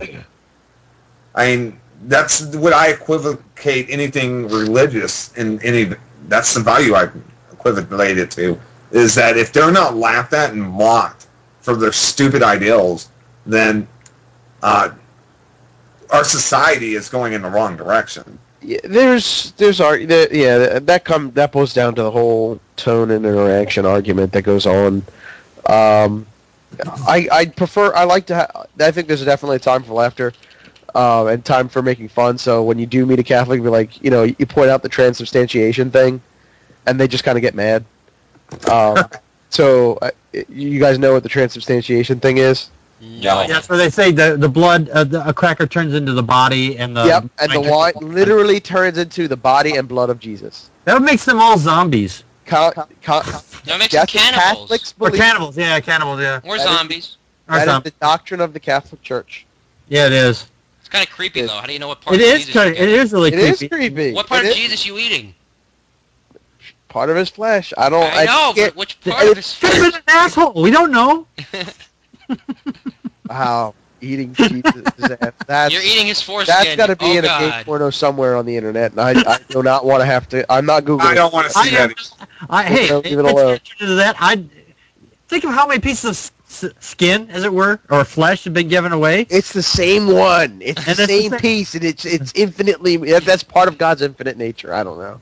Yeah. They'll explain. It's a fairy tale. They'll explain. Counter Right back apologist. to his back. Frag wants to read an argument he has for Carm. Okay. One sec. Let me get him in here. Where is he? I think I saw a link to Carm. There he is. Can't seem to get it to click There the he link. is. He'll just tell you. Okay. Go ahead. Yep. Sorry about that. Oh, no, you guys were mentioning a few questions. So, well, I'm getting a lot of feedback. Hold on a second. Yeah, there we go. No, some guy asked on this Carm forum that, why didn't God kill Satan? So, a little troll, but also somewhat serious, I reply, why would God kill what it's properly doing what God designed it to do? And then go on to ask these questions in order. And actually, the thread stopped not long after that. Why would God kill every man, woman, and child on earth except the small few? when the survivors were still cursed by sin, hence their offspring would be cursed to sin. Why not just wipe them all out from the start and start from scratch, or fix those God chose to live? Well, technically, Prag, to me it seems like God already kind of foresaw that. Like, he put a self-destruct button on the Earth in two ways. One, supposedly in Revelation, he's going to destroy the Earth, right? Mm-hmm. Yes. Yeah. Or two, if we go by science, the Earth will be destroyed in 4.5 billion years. So, or, Exactly. If you go with That goes into my science, next also, question. or, I mean, you know. or three, we nuke ourselves to oblivion. Yeah, well, that's I the- think why the would other God- thing is, if you look at science, I mean, 99.9% of all species have basically gone extinct. So we're doomed. We're doomed to that existence. So- And eventually we're going to become extinct. well, the- we don't know Kind when. of when, not if. The thing like pragmatic, kind of what you were reading there is what the problem is that when you ask that sort of thing, like, so somebody who's like the quote unquote sophisticated theologians, they'll have an answer for that, and they actually they'll spin that kind of argument to try and seem like it's in their favor. And so what they want to say is, to answer your point, Strife, that you had a while ago, is that God couldn't create without the possibility of evil happening. So that's how they answer the problem of evil. They say he could not make creation, and no matter how many times he recreated it, evil would always find a way to come back as long as there was free will. Then Oh, why yeah, the and fuck is he... If you let me continue the few please, next please, I'm questions, sorry, I this didn't is mean where to it gets cut you off. interesting. I asked, why would God punish Judas Iscariot for fulfilling what God foretold would happen? Why would God need to forgive those who crucified Jesus when Jesus was destined to be crucified by man in order to save man from a punishment man was designed to be given? Could this all be part of God's divine plan? Could it be that that what we chose to believe or do is pointless because what God distanced us to become is outside our control? Could it be that those in heaven and those in hell were equally unable to challenge or to change the end results of their existence? Could it be that... Determined? Oh. I'm sorry. Continue. Is that just predetermination or Calvinism. Yeah, that's Exactly. Calvinism. There's two. That's different where I'm things. going at. It's like Calvinism or drop it. Because unless you go towards Calvinism, which is not a very appealing religion for many people. Well, the best part just- about Calvinism is that it admits their God's an asshole. Exactly. At least literally give them that admit. credit. I I'm like, mean- hey guys, thank you for at least being somewhat honest. Yeah. They won't call it that, but it's really that gets the whole thing. Is you say God has morally sufficient reasons for permitting evil, is what they say. That's the answer to the problem of evil. I mean, underlying a lot of what your objections there, pragmatic, and what you said a while ago, Strife. It's a form of the problem of evil. Why would this be allowed to happen? And the thing is that you say, well, he has morally sufficient reasons to allow it to happen, so greater good can happen later. That doesn't work because we already know God's end game according to the Bible. God's end game is all the bad people in hell, all the good people in heaven.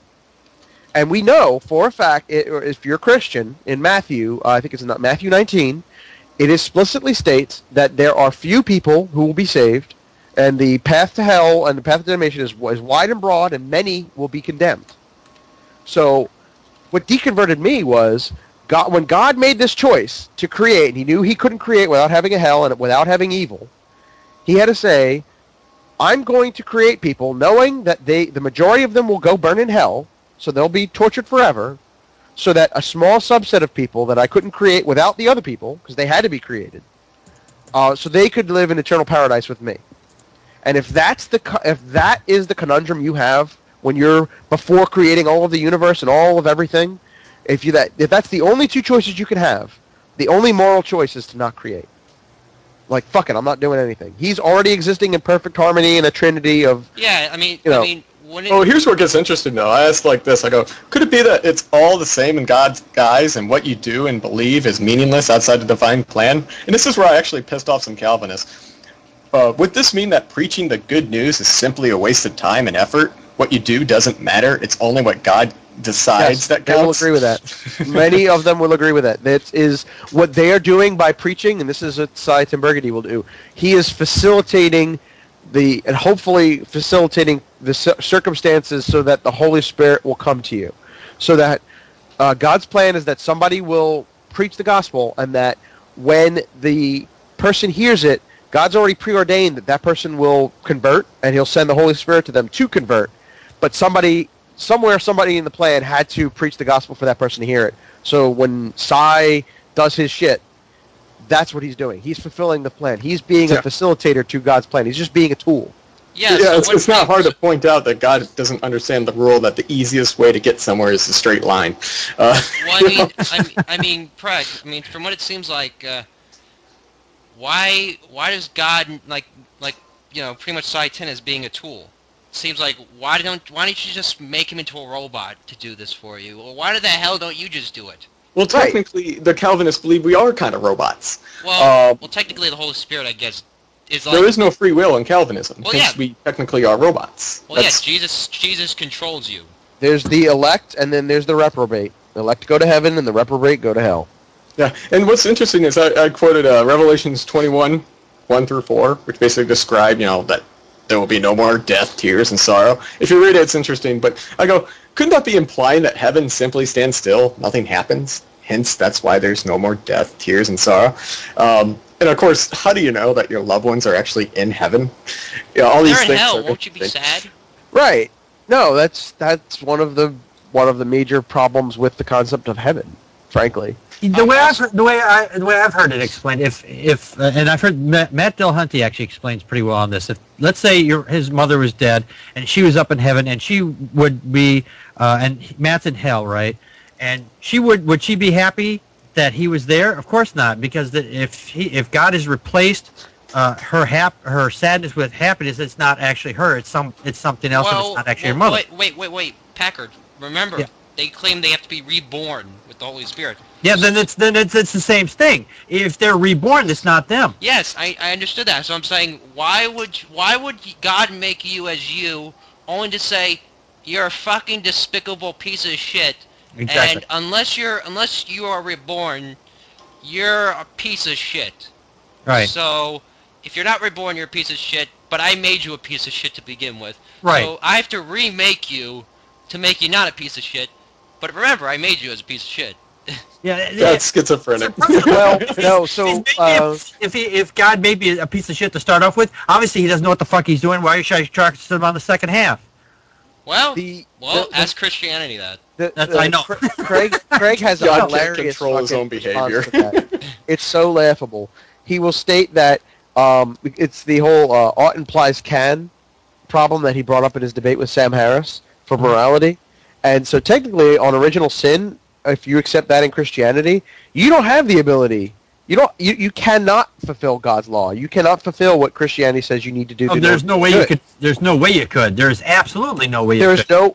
And that's in their theology. So if you ought to do something, you have a moral duty. That a moral duty is an ought. You have no can, so it doesn't work. And right. So Craig's answer there was the original Adam was the federal headship of humanity. And he was selected, so his choice is the same choice that any other human, if they were the historical Adam, would have made. So we can't complain that he fell, that we weren't given the choice. But wait, it was not Adam that did the choice, it was Eve. No, Adam chose to accept Eve's thing. Remember, it didn't matter. Remember, she ate. They didn't realize they were naked, so he did it. But still, she's needed to have sex to have children. So, in a sense, it doesn't matter if Adam didn't eat the apple. He would still bang her, I guess, and have children, right? Well, yeah. That's. Hey, Stripe, can you add Joe Unseen? Who? Joe Unseen? Yeah, that's my co-host from my show. Oh, wait, do I have... Can you can add him. Click the plus sign. Yeah, I can add him in. Okay, do that, and I'll call him. All right, I'll add him in. But yeah, pretty much. Is sin from the mother? Technically. When you get into some of this, like that original Adam stuff, you have to ask. You say, well, is that what Jesus was? Like, could we, through genetics, get rid of the gene that is original sin and make another Jesus? Sin? Like, yeah. Like, can we make stormtroopers? Do they have sin? Because technically we made them. God didn't. So, does that mean they're... Yeah, if we create a clone, does it have a soul? That's why a lot of Christians are really against cloning and shit. Well, I mean, that's why God made the Y gene in the first place, to pose the question, why the hell did I make this guy in the first place? Yeah, X and Y. And what about twins? When when the cell is supposedly do they have in two the womb, souls? Do they have one soul? do they share one soul, or is it just one get it, the other one doesn't get it? Is it split between them? They get a half a soul? I think it's maybe they have a half a soul each. Maybe that's how they could do telepathy. I think it's like parallel circuits. They get like a fraction of a soul in combination. They've only got one. Each one only has half a soul. Maybe that's why they can't dance. What about Siamese twins? Oh wow! Does that mean they have two, or they have one? Since they have one body, they're sharing it through they're sharing it through whatever it is that they're attached to. Right. So from the bottom up, it's one or two. They steal from their mother's soul. Okay. Yeah. Yes. Hello, Joe. Hello. Would you like to introduce yourself? Hey, I'm Joe Unseen from Twitter. I'm on Packard's podcast with him.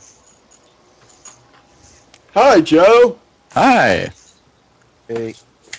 What did you want to say? You guys are really energetic here. I'm sorry, what was that? You wanted me to invite him for a reason, right? Yes. Joe, we've had Joe and I have had lots of conversations about a lot of this stuff here. Joe knows a lot of this stuff backward and forward. Sometimes I pretend to. Isn't that what they're doing? Okay, because a lot of them pretend that believe that stuff too, and they just kind of talk around in circles. So I honestly think we've really went adrift. That's all right. A little. I mean, not still really. On topic somewhat. Not really. We're still in the realm of apologetics, I guess, with the whole. Yeah. Well, the questions are apologetic questions. They have to address these questions, or else they can't really defend their position. Oh wait, counter. You've heard Craig say Euthyphro dilemma is a false dilemma, right? Correct. What exactly does that even mean when he says that? So the Euthyphro dilemma is good. Is whatever is good. Is it good because God wants it to be good, or is it because if God wants it to be good, then what's good is subjective. But if it is good, does God like what's good because it's good? So that means that good is something that exists outside of God. So if the good is something that exists outside of God, you don't need God for morality. And so the way that apologists will split the horns of the dilemma, and it actually technically does split the horns of the dilemma, is they say good is grounded in the eternal nature of God. Isn't that the first dilemma, though? No, because in the first horn of the dilemma is that you have like a set of you have two possibilities. I can either kill my kid or I can love my kid. And so God has decided that loving my kid is good. And there is no other possible world that God could have decided, oh, you know what? Killing your kid is the good thing, actually. And it's a sin to love your kid. It's important to address the fact that this is what he revealed his nature to be. He revealed that good. Well, it just sounds like that's common sense stuff. Remember, though, God can construe... And you want your genes to procreate. That's not a... Go ahead. Well, there's answers to... There's answers to biology, but basically that's the Euthyphro dilemma. So, I mean, God could say that, you could say, he says, like, homosexuality being bad. Like, they say homosexuality is bad and heterosexuality is good. There's no other possible world where God could have chosen homosexuality to be the good thing. Well, if your kid's going to grow up to be Hitler, you kill your kid. If your kid's going to be gay, as long as they're happy, that's all that should matter. But would you kill Hitler in 1905? Would you kill him? If I knew that he was going to be... Yeah, I would, even if it was my kid.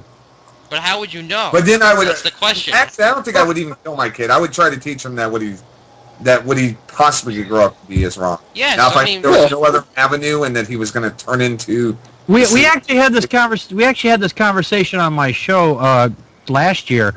If you knew, even if you about the whole Hitler thing, because another person who was on my show said, well, what if the mother had aborted Steve Jobs? We wouldn't have the iPhone, the Macintosh, all this other stuff. No, wait, that's bullshit. No, that's what I'm saying. That's exactly what I'm saying. Is it was bullshit because we were talking about if you could have gone back and killed Hitler before, or before he was born, for example, and you knew it was going to be Hitler, it would have been the same kind of argument. Wait. Well, you'd still end up in the same situation because just because you take one person out of the situation doesn't mean that it's not going to happen because it wasn't just Hitler that caused the war. Right. It was Hitler and the group that he was in that rose to the power. He was just a spokesperson for it. So killing Hitler might not necessarily mean that there's not going to be still a World War II. I mean, it may have just happened. It may have just happened later. Well, it could have been just a different person. Yeah. Right. Exactly. Or could have just been somebody completely different. Could have been Himmler. Somebody, by the way. So, yeah, I mean, I guess that's pretty much the Euthyphro. That's how they get out of the Euthyphro dilemma. Yeah. And that relates to the thing I had spoken about earlier. So if they define goodness as God's nature, then how can they call having free will good?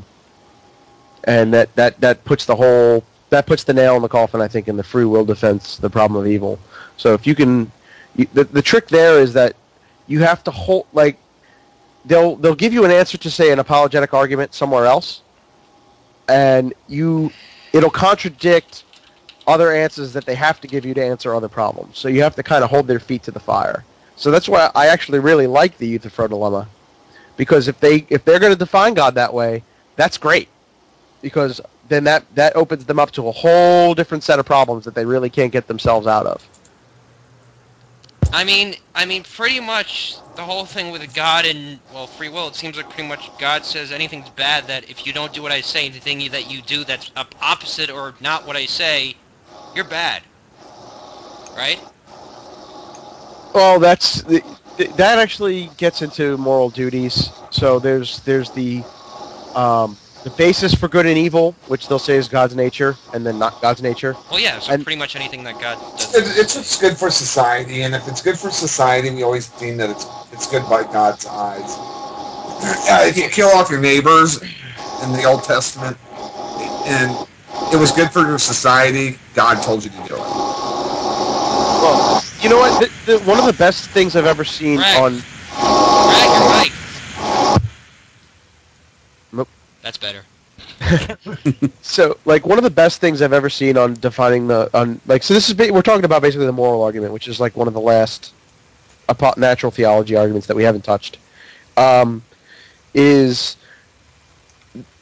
really a problem of definitions again. So, what you had said, how the Euthyphro dilemma, they literally define, you can't talk about morality or objective morality without defining good and evil, which is a big philosophical problem. So they define goodness as God's nature. Well, if you listen to, say, Matt Dillahunty or any secular philosopher who talks about ethics, they define morality in terms of well-being. So right off the bat, you're pretty much talking past each other. And so the theist will ask, well, how do you know that well-being is good? And you kind of would basically say, well, you have the exact same problem. How do you know that God's nature is good? Why should I think that God's nature is the definition of goodness? If you want to see that played out to a good extreme and watch Craig get his ass handed to him, I think his name is Shelley Kagan versus Craig in a morality debate, and he pretty much points that he basically, that point comes to a head, and it's pointed out that in any discussion on ethics or morality, what you define good and evil to be is almost always going to basically be some kind of subjective attribution of value. Frank, your background. Yeah, I know. I was about to try to say something, but I can pop off. No, I'm done. I'm sorry. I didn't mean to. I hope I didn't talk over everybody. No. I was just hearing an echo. Oh yeah. Anyways, no, I was just saying. Of course, it has to be subjective, and even if they say, God's would be objective, I could easily say, well, no, God could change his mind, and therefore it's subjective to God. It's never going to be stable, in theory, because what's to say God later on says, you know what, I'm feeling like homosexuals are perfectly fine now. I'm kind of tired of this whole heterosexual thing. So, yeah, everyone needs to stop, screwing their wives and start finding a nice, sexy man over there. And all you women, join, like, Playboy and start joining those lesbian shows and stuff. Because, man, oh, man, am I running low. There's a Melissa Etheridge concert for all the women in the world. All right, I'm becoming a lesbian then. That happens. I already am. Yeah, I'm a lesbian trapped in a man's body. That's my me too. I'm Sicilian, so I'm supposed to have this hair anyway. So. No, I'm getting a sex change literally if that happens, and I'm gonna become a lesbian. Let's not go there. Right. But yeah, how about we talk about the most famous argument, the ontological? Oh. I actually just put a video. That was the last video I put out there. Is that even an argument? Yes, it is an argument. It's a bunch of... So all right, last one. The only form of the ontological argument you'll see apologists defend is called the modal ontological argument. That's what Alvin Plantinga became famous for back in the 70s. So the original version is you have the greatest conceivable being, and if there's a greatest conceivable being in your mind, and it actually exists, well, then it's greater than the conceivable being that's in your mind, so therefore the greatest conceivable being must exist, which was the Saint Anselm's argument, I think it was, his version of it. And that got defeated by David Hume or Immanuel Kant. I think it was Immanuel Kant. Was it Kant? Kant, yeah, it was. It was Immanuel Kant. I don't know how to pronounce that crap. And basically saying you're assuming existence is a property. When you try to make that kind of an argument. And so that pretty much made the argument fall out of favor, but Plantinga came back and used formal modal logic, where he said that it is possible that there is a necessary being. That is, and the necessary being would be omnipotent, omniscient, wholly good. And it is the greatest conceivable being. And then say, to be the greatest conceivable being, it must exist in all possible worlds in order for it to be this greatest conceivable being. And so when you say that, it means that this being is necessary, logically necessary. You just define God as God is an existent being, and that's the question. That's exactly what it is. Yeah, I've read it. It says pretty much, if God is a necessary being, then he necessarily exists in all possible worlds. If God exists in all possible worlds, he then exists in the actual world. If God, therefore God exists. Well, no, you're missing the key premise where they'll try to trick you up. They say it is possible that God exists, and they define God as necessary. And so when you're in it's called the S5 form of modal logic, which is possibility and necessity.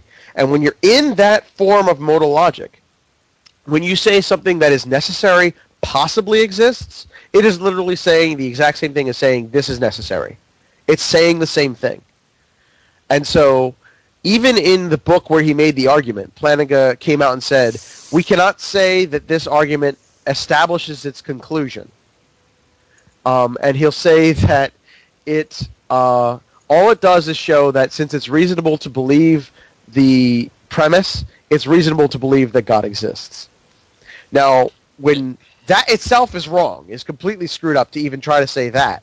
But you'll see somebody like William Lane Craig or D'Souza or a bunch of other, like the second-rate apologists.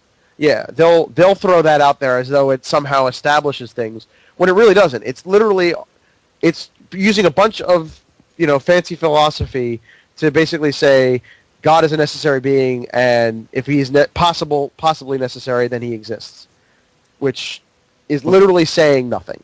Yeah, how do you know it's God? Yeah, possibility is not proof. Correct. He just says that's why they say, well, this logically valid. Well, yes, in this one form of modal logic, yeah, technically, but in that form of modal logic, you could say the same thing about an evil God. That's my favorite. Right. My favorite counterexample is I call it the Great Demon.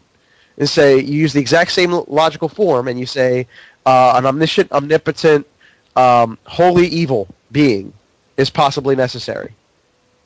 Oh, and there's also the famous God-killing weapon, the omnipotent weapon, because there's got to be a greatest possible killing weapon. Therefore, it exists. Therefore, God is dead. Yeah, you almost have to. I heard that one before. Yeah.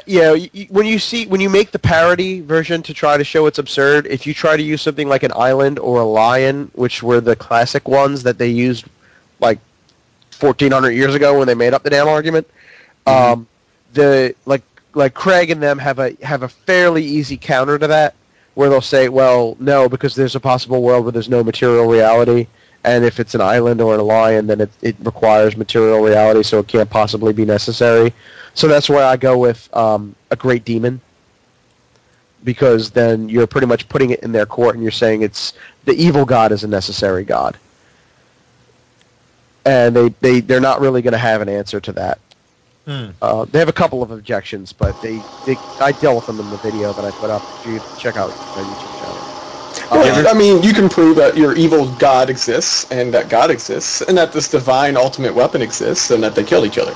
Well, right, exactly. That was the last point I made. Is say, so even if they admit that this exists, you say, well, then you've just proven that two contradictory beings exist, and so since it would basically be as if neither one existed, because the evil god would know every possible action that the good god could take that would make good be the ultimate end result of everything, and he would use his omnipotence to stop him, and the good god would do exactly the same. They're pretty much just like antimatter and matter. They annihilate each other. Effectively, it would be as if neither one could actually take any action. But you show how absurd the whole ontological argument is by just using mathematics. You would use it's called Goldbach's conjecture, which is every odd number, every even number is the sum of two primes, is something along those lines. Yeah. And it's never actually been proven. It's been shown to be true to like 4 times 10 to the 18, but it's not known. But if it's true, it's a mathematically necessary truth. And so you would basically say, well, therefore it must be true by the ontological argument, since it's possible that it would be true. And if it was true, it would be necessary. So if it's possibly necessary, it must be true. So you mean like it's possible that aliens exist, therefore it's necessary aliens exist? No, the reason it works with Goldbach's conjecture is because mathematical truths would be necessary truths. Metaphysically necessary. Well, what about life, though? Then life technically is not... there's a good argument that it's not. So it does necessarily exist, right? No, because you're getting into the whole argument of possible worlds and metaphysics, which is just a giant clusterfuck to begin with, and even philosophers do not define metaphysics very well in terms of what is and is not, like, metaphysically valid. Would you say the Christian apologists of today seem from what I've noticed, seems like they go from Platonism with the forms, right? No, Craig will explicitly argue against Platonism, actually. He does? He will, because it actually creates a lot of theological problems if you accept Platonism. Because then God couldn't have created them. And there's an infinite number. If Platonic objects exist, like numbers, then there's an infinite amount of things that God would have to create, of forms that God would have to create. Or if they would have to exist alongside him, then God is not the only necessary existent thing. So it creates a bunch of theological problems for, say, an evangelical Christian. So he will argue very vehemently against that sort of thing. And that's only because like him and Plantinga or Richard Swinburne, who are actual philosophers of religion, will actually deal with shit like that. But like your second-rate apologists like a D'Souza or a Ken Hovind or whoever else, they're not actual philosophers. They don't give a shit about that. They're just trying to put on a show to win converts. Well, what would you say is the... Well, I'm going to address that last comment. The problem with these arguments, though, is they don't appeal to anyone but those who already believe. It's basically a statement of, all right, I already believe. This stuff seems to confirm my beliefs due to my ignorance, and therefore I'm justified in my ignorance and will continue being so. Well, yeah, except they makes them think that they're not ignorant. It makes them think that they've got the right of it. And that's really what all it's for. If you read, I think I posted the one link to the Christianity Today article by Craig, and it's there to make believers in modern scientific times think there's a reason for their belief. Because he says if we don't give these arguments, then in our normal society, people will think that it's crazy to believe this stuff, and people will leave the faith. Well, the funny thing is it's happening, isn't it? It is. Oh, isn't that's terrifying. That why there was a surgence of like apologetics and crap in the 70s? Yeah, that was a good part of it. I mean, it was also that's when logical positivism failed, which is logical positivism. Basically that you shouldn't believe in some. If you don't have empirical evidence for something, then you shouldn't believe it. It's meaningless. It's basically the opposite of falsify. I can't even say it. You probably can. But falsification. No, technically that still falsification holds. basically states that if you can't falsify it, then it's a meaningless, statement. And logical positivism says if you can't prove it with evidence, empirical evidence, then it's a meaningless statement. To me, I disagree with logical whatever. Anyways, I hate words.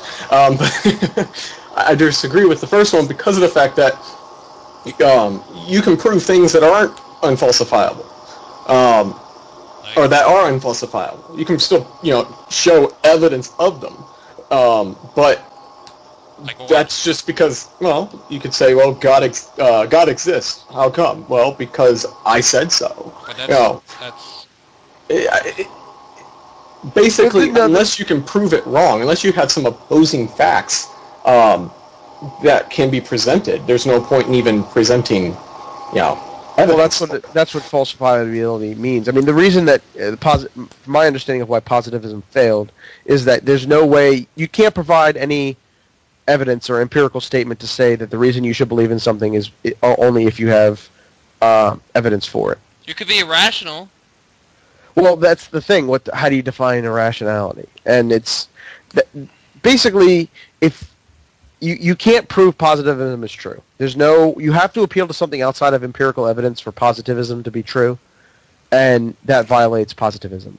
And so you're left with this thing of saying, well, okay, well, why do we need evidence for things? And the answer I like to think is, from a pragmatic point of view, is that's the only thing we have that works.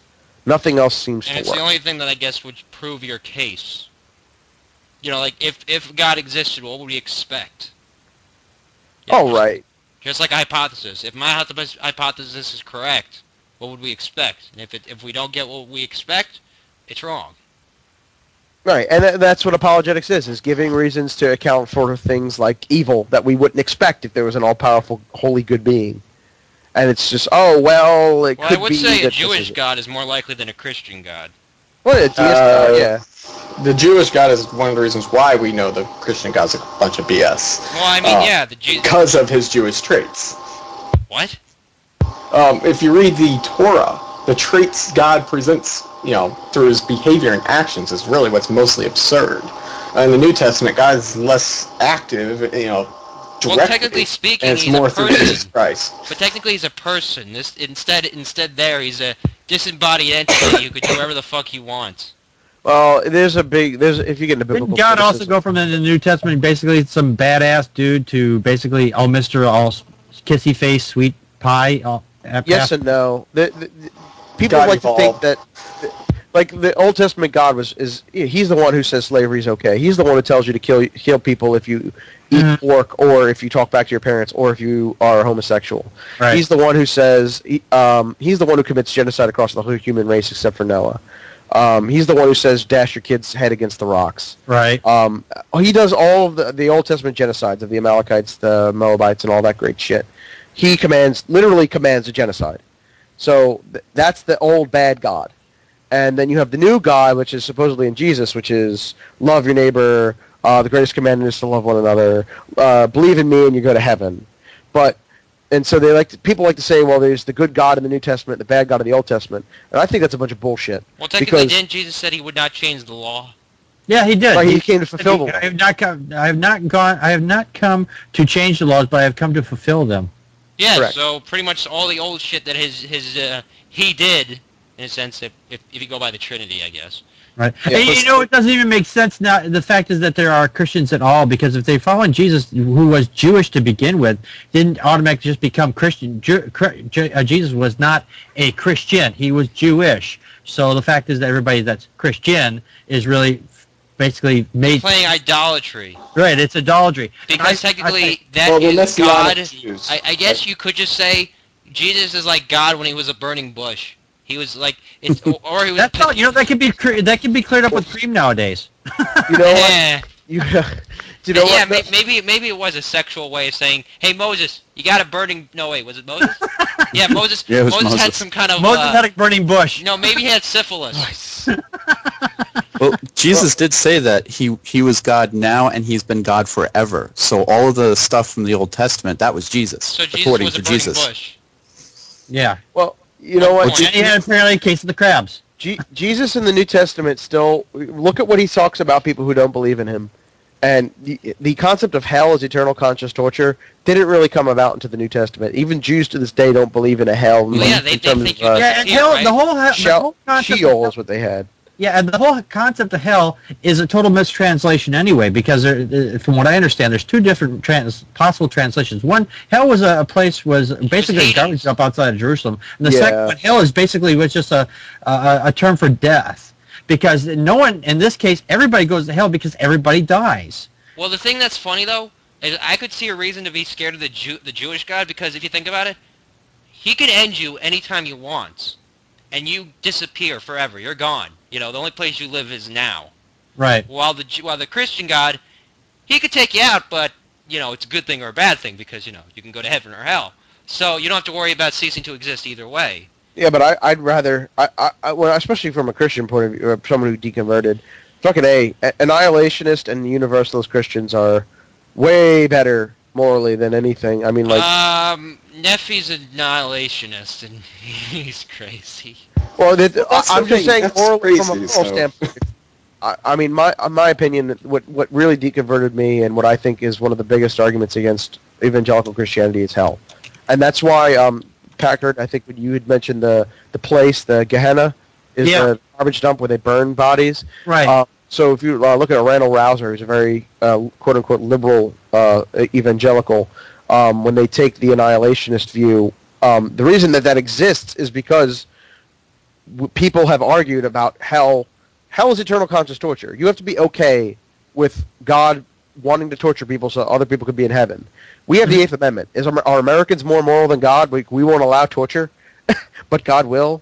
So that's why... Well, no, I agree with you there. I think everybody, if they really put their minds to it, we are actually more moral than the gods that they pretend or pretense to worship. Well, no but they're afraid to admit that, because they're afraid if they actually admit that they're more moral than the God that they believe in, and then they would be feeling that they were better than the God, and they could be contenting themselves to hell, as it were. Do you want to know what? One thing, when we have atheist shows like this, we really need something that I guess should always maybe preface it with.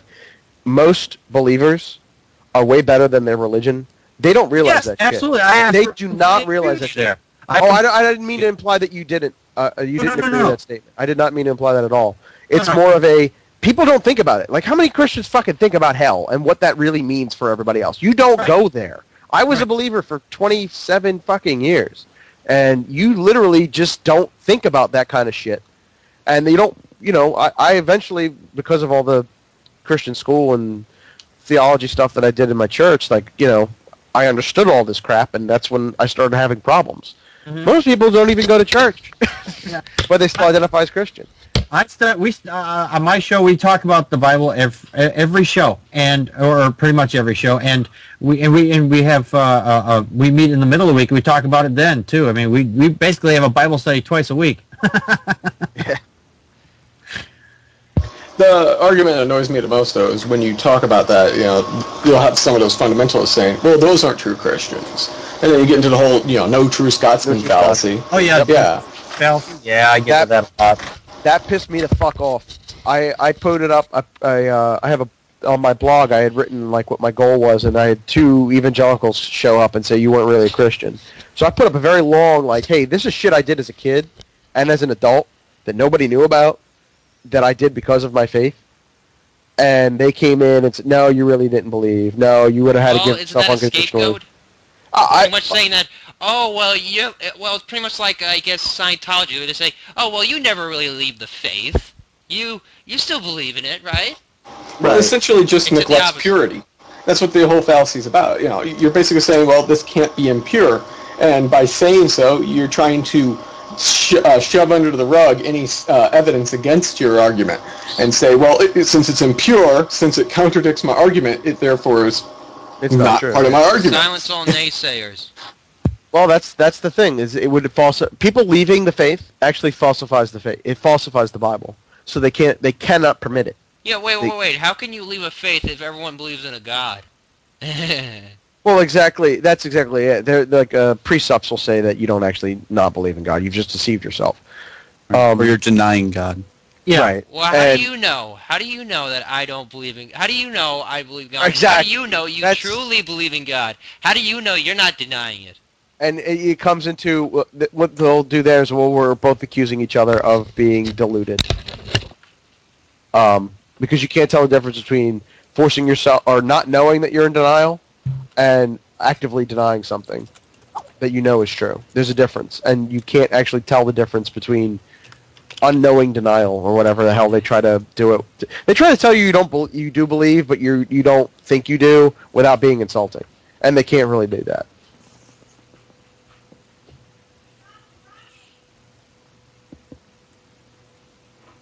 Cricket. Sorry. I think we beat this one to the ground. I'd like to add in Alex on this chat if we could. Alex who? You mean Venomoid? Yes, Venomoid, yes. Okay, one sec. Please add him. Okay, there we go. Alex! Woo! Hey, Alex! Hey, how's it going? Protein returns. Oh, Lord. Let's see. Am I on? Yes. Yes, you are on. All right, cool. Yeah, so actually... Oh, okay, I'll leave. Get out. Yeah, just to kick you out. All right.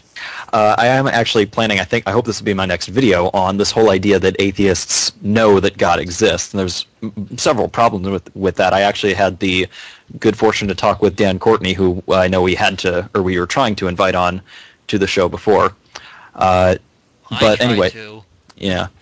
But this whole idea that atheists know God exists, the first question is, in what sense do atheists know that God exists? And you'll get one of two answers. They'll say, the precept will say, you know that God exists consciously, but you're just too embarrassed to admit it. But if we sat down and had an honest face-to-face discussion, you'd say, oh yeah, of course I know that God exists, but I'd never admit that to people. You think I'm crazy? Well, how do you know? Like, the thing is, like, I honestly would say I don't even know what the hell you mean by God. By you just saying, I know God exists. Well, which God? Why would I say... Why would I lie about me believing in a God? Yeah, well... What motive? What motive would there be? Agnosticism stating, well, it's a meaningless definition. If you can define it for me in a way I can actually relate to, then we can discuss it. Yeah, and that's another discussion entirely. The other way that they'll say that I know that God exists is they'll say, well, you know it subconsciously, but you aren't aware of it, which really doesn't make sense, because if, for example, my favorite color is green, as some of you may have guessed from my YouTube channel color layout.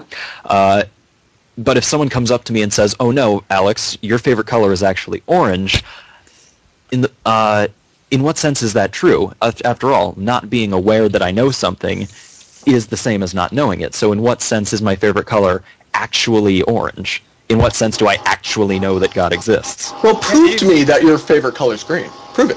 Well, the subconscious. If you're with your subconscious, if you're not aware of your subconscious of actions, then the whole point is moot. Then at that point, pretty much. Well, it's kind of like saying that we're all gay subconsciously. Exactly. Biologically speaking, we are. That makes sense. I'm so attracted to that guy, but I don't think about it. Yeah, but I just don't basically think what it comes down to. You're attracted to him, but you don't know it. Yeah, exactly. I'm just so glad everybody came out and finally said it. We're all gay subconsciously. Don't worry about it. Well, we are. That is a great counterexample. Like when that gets thrown at you, that is the counterexample to throw at them. You just say, well, you know what? You're really gay. You actually just don't acknowledge it, but you really are. That is what to throw at them, because they're almost always homophobic. It's like the perfect thing to throw at them. That'd be great, because if they say that you really believe in God, but you're denying it, so well then you're really gay, but you're just denying it. Yeah. Right. Prove you're wrong. Prove I'm wrong. No. Prove me wrong. Stone yourself. If you stone yourself, that proves you're gay. Well, I mean, you can have sex with all the women you want. You can say that's your proof that you're not gay. But we know deep down that you are. Right. Stone yourself. We know when you close your eyes at night, the first thing that pops into your mind is Justin Bieber. We know it. Hey, who told you? Well, I hey, just do. I speaking just of- know. I just speaking of know a it was man- revealed to me. Speaking of a man so sexy, he'd turn any guy gay. Litho did man? Yeah. Hello, Welcome. Litho did man. Who? Hello, Aaron. Aaron? Crap. Hello? Can you hear us? I can hear you. There he is. Yay. Well, welcome. You got anything to add?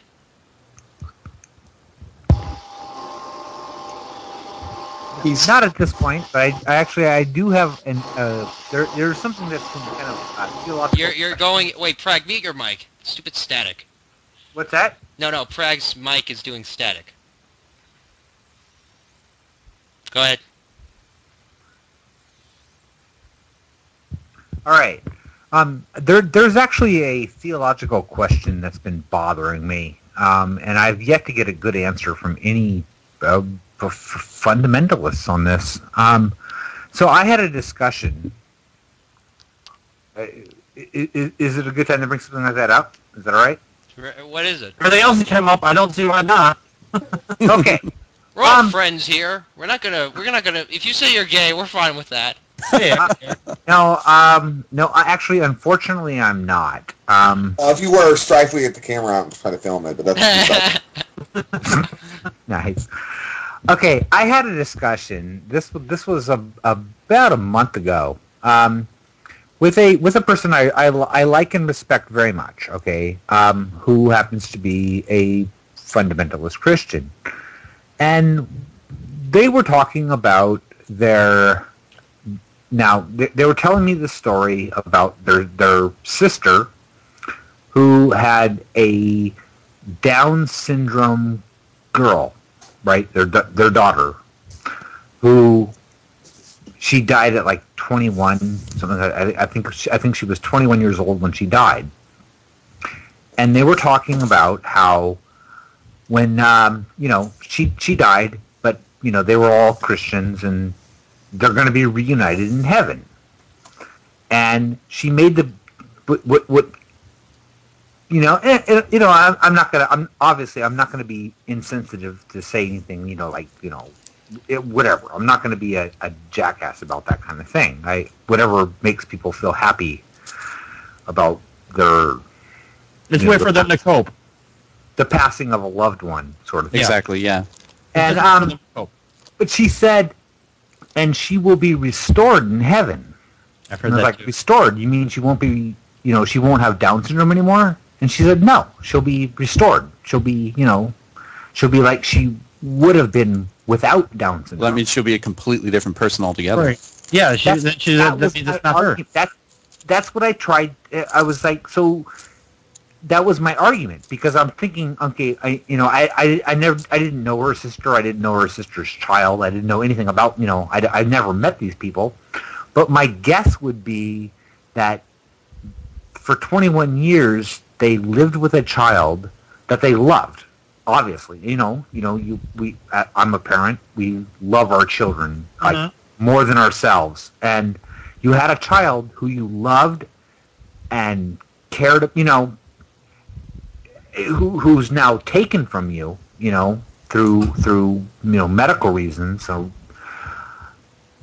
and that person is waiting for you in heaven, in an afterlife for eternity, but is not the same person that you loved by any definition of the same kind of person. That makes sense? Absolutely. Yeah. I used to work with people who were had traumatic brain injuries, and the other staff and I would sometimes say, what if these people weren't injured? What if they weren't handicapped? What would they be like? And what we resolved was that they would be completely different people. We wouldn't even know them. We might not even get along with them because they would be so different. Right. Yep.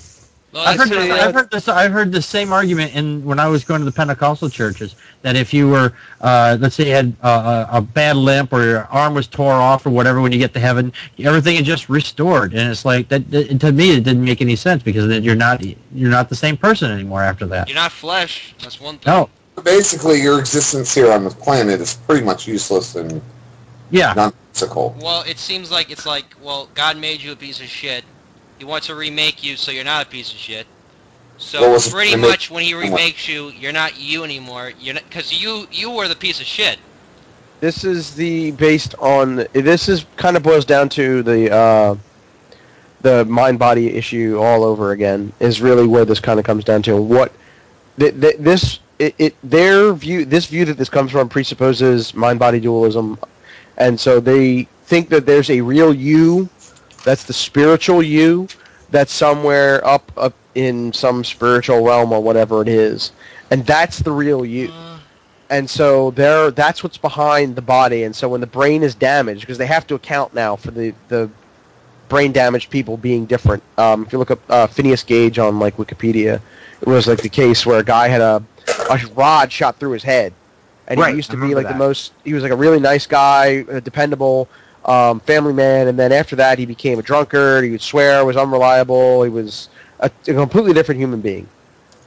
And so the question was, well, when Phineas Gage died and he went to heaven or hell, what was he? Was he the old one or was he the new one?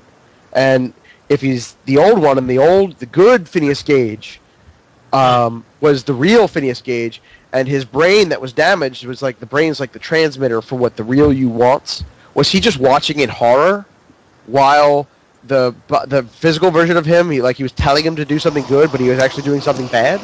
Well, what's going on there is, the old him is the one that goes to hell, even though it was the new him that caused him to go to hell.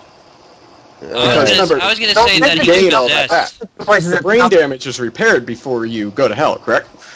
Okay, then that sounds like he's going to be in two places at once, and I thought only... Right, then there's two souls, not one, yeah. It's a problem for their theology, but they think there's an ideal you, is basically what it is what they'll come and answer it with, because I've kind of gone through this when I was back in Christian schools, and it's basically, there's what God knows you would be if you were fully restored in the perfect body, because they do believe you get a different body, but you are the same thing. That's where the whole spirit, mind-body dualism comes from. And so you get a new body. That's part of their theology. It comes from the old Judaism stuff. They say when old people die, they go to heaven, and they're an adult in their prime, in their 20s or 30s. They're not the old person that they died as. What happens if they like being an old person? Exactly. I mean, you as you grow and as you age, you evolve. You have the wisdom that you had. No, I'm saying that you liked it. Like, I'm just saying, like, if you like being a adult instead of looking like a teenager for the rest of eternity. I like what Technolite said in the chat room. What if you don't like your nose job? What if you go up to heaven? Let's say you had a real you were born with a real crappy ass nose, and you get to heaven. Nope. They say you get a perfect body. You nose job back? I don't want that back. Wait, does that mean every woman has a huge rack? Sex change. Every woman has a huge rack? Maybe that's why they call it heaven. Yeah. What about the women who've had breast reduction surgeries? They don't want all that extra mass there. They're going to want it gone. They're going to go to hell, because guys do not like small tits. They're going to have trouble that should be commandment. You know? Thou shalt have small tits, go to hell. Hey, as long as they've got them, I like them. Well, what if they wanted this? Some women and dudes prefer the smaller one. Whatever. Hey, I mean, the whole thing is that it's not supposed to matter. Whatever you get in heaven, you're supposed to be happy, which annihilates any version of free will that you would have had in the first place. Yeah, exactly. And who wants to sit around kissing God's ass all from now? What meaning is exactly? It's boring, doesn't it? Like one of my favorite activities, you're not even allowed to do unless you're trying to procreate. So does that mean we can't have sex up there? Hey, yeah. Does that mean that heaven's already packed? What's the point of heaven if I can't freaking pop a load? Or you're just going to be happy. You're the ultimate meaning and purpose. This was one of the videos I did was meaning and purpose. I wouldn't be happy if I couldn't get. So basically, you're saying that we're all going to be mentally ill. Well, the biggest issue I find, we're going to praise and glorify God, and that is the ultimate good in the universe. And by doing it, we will be happy beyond anything we know here on this earth. It So sounds like nothing else basically, matters. you're going to be mentally ill, because that is a mental illness. Well, you're going to be a different person. That's the idea. Is that Yeah. you're going to be remade so that having sex and getting drunk isn't happy. Because that's not how the then ideal why did person God should give me behave. a penis? Well, I don't get drunk. Hold that aside. The biggest That needs to be issue. an I episode don't, title. I don't want to look like Ken when I get. If I were to go to heaven, I wouldn't want to look like Ken. Hell, I'd be missing all my junk.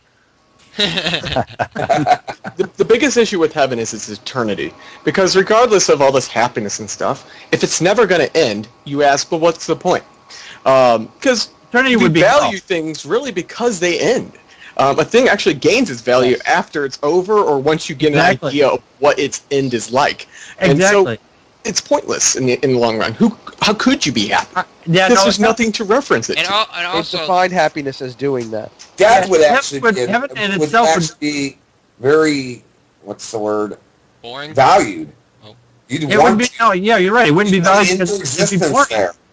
You only value things that are things that have value are things that they're either there for a small amount of time Or they're fleeting.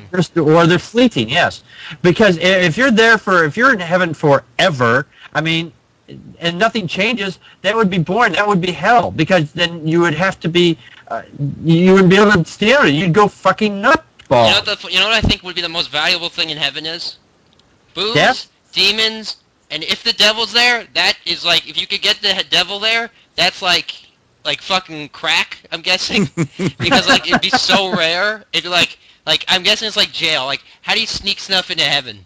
Like, Yeah. that'd be. Well, you know what they say. There is no Sorry, beer in bend heaven. over. I got a rubber glove. Yeah, no, wait. Who's supposed to meet you at the pearly gates? Get who it was. That's Peter. St. Peter. Yeah, like I bet like you shove something up your ass, like, oh, hey, St. Peter, you walk in. Hey, no, if I'm Hey, gonna have Stripe, why are you anything looking to the left? if I'm not gonna have anything snuck into heaven, I'm gonna have Eric Cartman do it, because he can shove in a whole amusement park in his ass. Yeah, no shit. Wow. I'm bringing hookers. That's all I know. I'm actually not a huge fan of these what would heaven be like arguments, because at the end of the day, the religious person can say, look, I believe in fucking magic. It doesn't matter how it works. Yes. Exactly. So it's like, I can just say, look, however God does it, it's not going to get boring. It's going to be infinitely It's happy. just- yeah. Bibbidi bobbidi boop. Pretty much. That's That's much. very much it. That's why I point out, if you're infinitely happy, then what's the point? That's Because the what if I'm answer. not happy being infinite? The answer there is that you just say, well, okay, you can say, like what Alex said, is okay, you're defining happiness, then what the hell's the point? Why are you even talking about value and meaning and happiness? Because it's not going to be like anything that we have now. You're just saying it's going to be good. Well, why even define me? What does this have to wait. do with me then? Because Wait, obviously the way you're defining heaven describes something that's not me in heaven. Right. And that's So- a good point. Wait, also, Yes, that's the point. if you say that what you'll experience in heaven is like. This way, put back in the damn freezer. Shut up, you. Really? Shut up. Interesting. Shut up. These things happen. I didn't do You that. had a sex change. I didn't do that. Now get the fuck out. Get the fuck out. Or he's going to hell. I don't know. That's what hell I is. think the rubber glove's coming out. That's all I know. The devil showed up with a handbasket. He's like, "It's your turn." Yeah, I think we're losing people to hell already. That was quick. Let's ask Strife what hell's like when he gets back. If he gets back. As I was gonna say, like, if you don't know what good, like, what is happiness now, because it seems like you're saying, well, it's not gonna be anything that you experience later. So how do you know what happiness is now if it's not gonna be what you experience in heaven? You don't, do you? Then the whole concept of happiness is Like, I don't know what happiness is then if I don't go to heaven. So what the fuck is happiness? Yeah, and if God is supposedly defining your happiness, then anything that any thought or feeling that you would have had or should have is completely Yes. misconcept. Invalid. Yeah. Yeah, like, Makes your whole I makes feel the whole happy. concept valid. Like, I feel happy when I have sex, but then if God says sex is bad, then am I happy or not? I don't know. That's a good question. It's bad happiness. I think it's Good happiness interesting and bad happiness. how the Bible talks more about hell than it does about heaven. it talks a lot about how to get into heaven, but it talks almost nothing about the heaven topic itself. that Jesus spoke about most in the A lot Bible. of clouds, a lot of cherubs, a lot of tall buildings. Might have been clouds, might have been apartment buildings. You weren't really sure. That's why I say that the whole thing of the New Testament being and Jesus being the good God or the hippie go happy go love guy, it's a bunch of bullshit. The thing he spoke about most in the New Testament is hell. And right. And basically they used hell as a way just to keep people under control anyway. Well, right. I mean, you basically, if you're going to accept the concept of hell, you have to accept that your omnipotent, omniscient, holy, good God is totally okay with torturing somebody for eternity so that some people can go to heaven. You have to sign up for that. Why even create them if they're going to go to hell? I mean, honestly. Because the argument goes that they were necessary to get the good people. So and that's where you what's the point? Then that makes God a monster if he already knows that if he creates us just to go to hell just to save a few other ones. Who are you to judge God? Well, not necessarily, guys, because if you really truly love God, then hell's not that bad because you can basically bask in the glory of knowing that your suffering in hell is making him happy. Heck, wait. How could hell be bad, though? I'm curious. If you torture forever... Actually, hell couldn't even be bad because, and here's the reason why, because if we have a soul, let's say we had a soul, okay, and souls are not dependent on our physical bodies, and our physical bodies have nerves and connectors right there, and if we're in hell and there's no nerves and connectors, then the concept of being tortured for eternity is a completely moot point because we're not going to feel it anyway. Well, even if you take away pain, you got to add in the idea of loss. You're not losing anything because everything seems pretty much useless in the first place in hell. Right. So they'll define there's no loss. They'll define hell as eternal isolation. So they basically, especially if you look at Craig or a bunch of other apologists, when they get forced onto the topic, they'll basically define it and say hellfire is not actually biblical. It's eternal separation from God. So it's like eternal, what do you call it, solitary confinement. So wait, how do you know I'm God still is basking there? in the glory of knowing this eternal separation is making God happy somewhere. But then God's watching you. So then you're not separated, are you? You're supposedly separated from him and whatever. So, basically, instead of becoming physical torture of being burned alive constantly, is eternal mental torture. It doesn't make it any better. You can't whitewash torture. There's no fucking but you get way. eventually you get used to it. Yeah, you would. Like I create my own God, and then I have that God. You would go insane. You would lose all semblance of sanity if you leave somebody in a solitary confinement for long enough, and you do sensory deprivation, which is what they say it's supposed to be, because it's eternal darkness or whatever it is.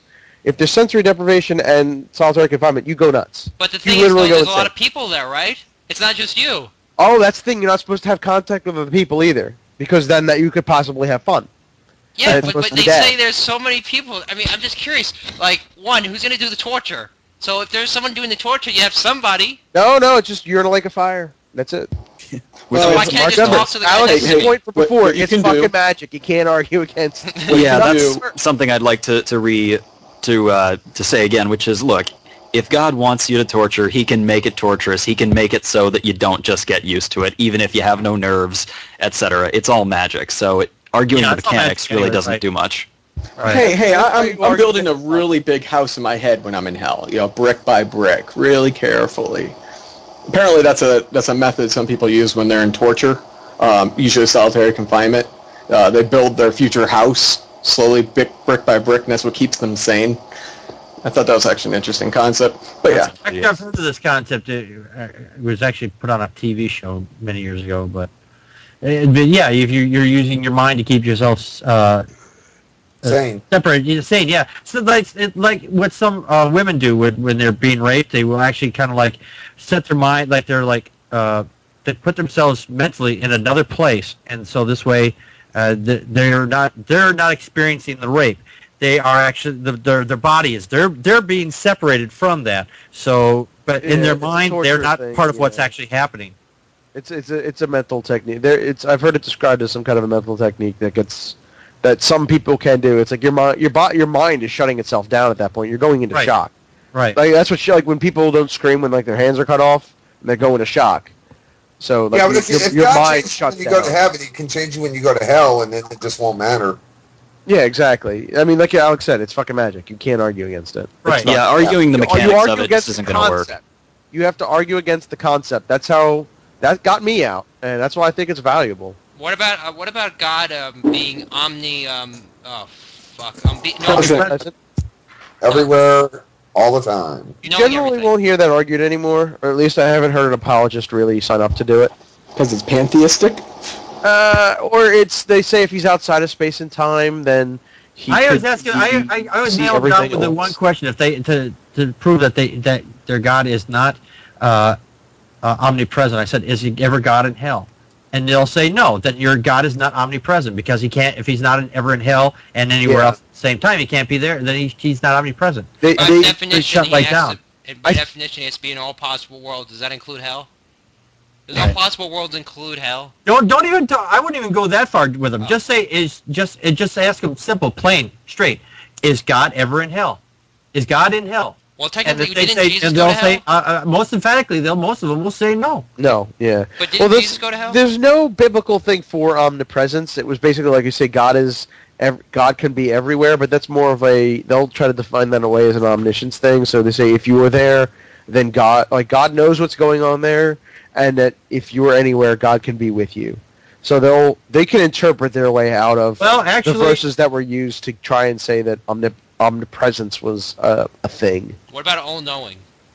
Oh, omniscience, they'll sign up for that. Wait, but here's this. If God knows everything, he knows how to sin without sinning. There's the subjective... he knows how to have sex without sinning. No, he knows how to give the perfect blowjob. Yes, exactly. We were talking about that the other day. Yeah, it's a perfect thing. Just say that. God knows how to give the perfect blowjob. The more serious argument against that is the fact that, well, if you define knowledge by what it is, what do we use it for? What does it do?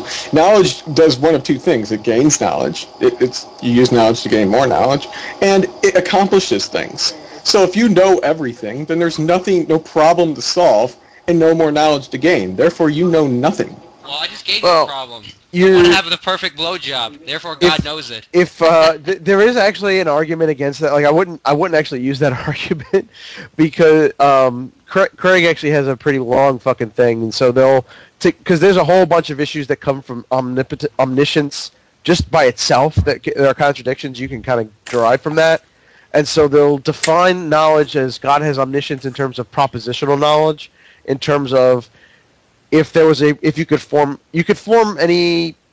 supposedly any knowledge statement in terms of a proposition, and God would know the true or false value of any proposition. It gets really fucking complex. So wait, God can't do everything? He can only say if something's true or false? Well, that's not omniscience. That's infallibility. You're right.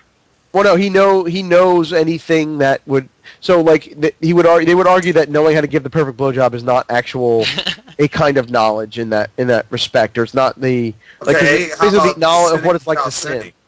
Yeah, well, the problem with what it's like to be gay. The biggest issue with those statements, the sin that's not a sin, all that stuff, they're contradictions. They're impossible. So that actually doesn't. No, that's not a good valid point. They're meaningless statements. So you're not arguing anything. You're saying God is wrong because of jumble. But jumble is a meaningless word. So I didn't make any point.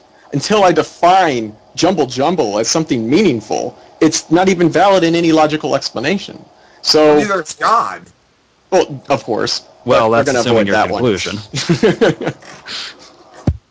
I mean, that's how I fight contradiction. I use another contradiction. I mean, it shows how stupid it is.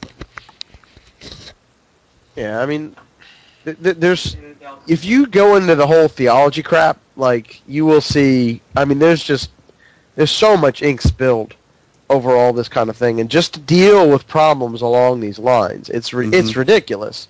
And that's why you hear people say, "Oh, you're not refuting any serious theologians," because they just will. It'll make your head spin if you try to read this shit. Why would you say that? Well, it does make. It actually won't make your head spin. I think it'll make your head hurt.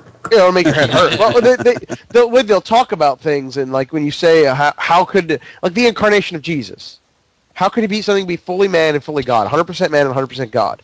Go Google that shit and read the Catholic Encyclopedia entry on that, And fucking my head spins. I'm just like, what the fuck are you talking about? They will just define the most complex 100%. state of being or whatever it is, and it's this really weird metaphysical thing that they define. And they define say he's accents and crap like that. It- The biggest issue when you talk to an actual apologist, when I used to study it, and I kind of make fun of it now, is what they'll try to do is use incredibly hard and complex words to confuse you.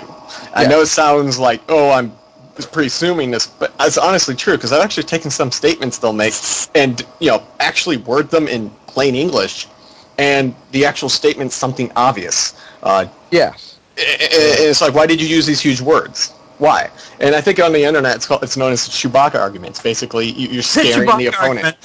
Yeah, Han Solo always said, oh, you know what, Chewbacca, you're right, because Chewbacca's like, I'm going to kick your ass. Oh, you're right. I'm scared. You win. And to me, let the Wookiee win. In a sense, because when I left the church, it was because I was going into apologetics, and I started learning this crap. And it finally hit me. This is bull. And it's not even honest. And no offense to an apologist out there, while I do respect the fact that they are studying hard, the ones that I know, they actually study hard. What they're studying is not honest. It's just how to deceive. Nonsense. No, wait, Yeah. wait. To me, it seems like they're studying actually no knowledge. They're just making up shit. Exactly. No, they're studying how to deceive people. They're not necessarily. So when you distill, like, say, the cosmological or the moral argument or whatever these things down, what it'll come down to is well, you can't prove me wrong. Like that neo-Lorentzian view we talked about, God, that was a while ago. Like, you can't prove it wrong. So it technically could be true. But you can't and prove you'll have to admit that it could technically possibly be true. So while you have all this evidence, I have divine revelation from God that says that it really is this way. And you're never going to trump that.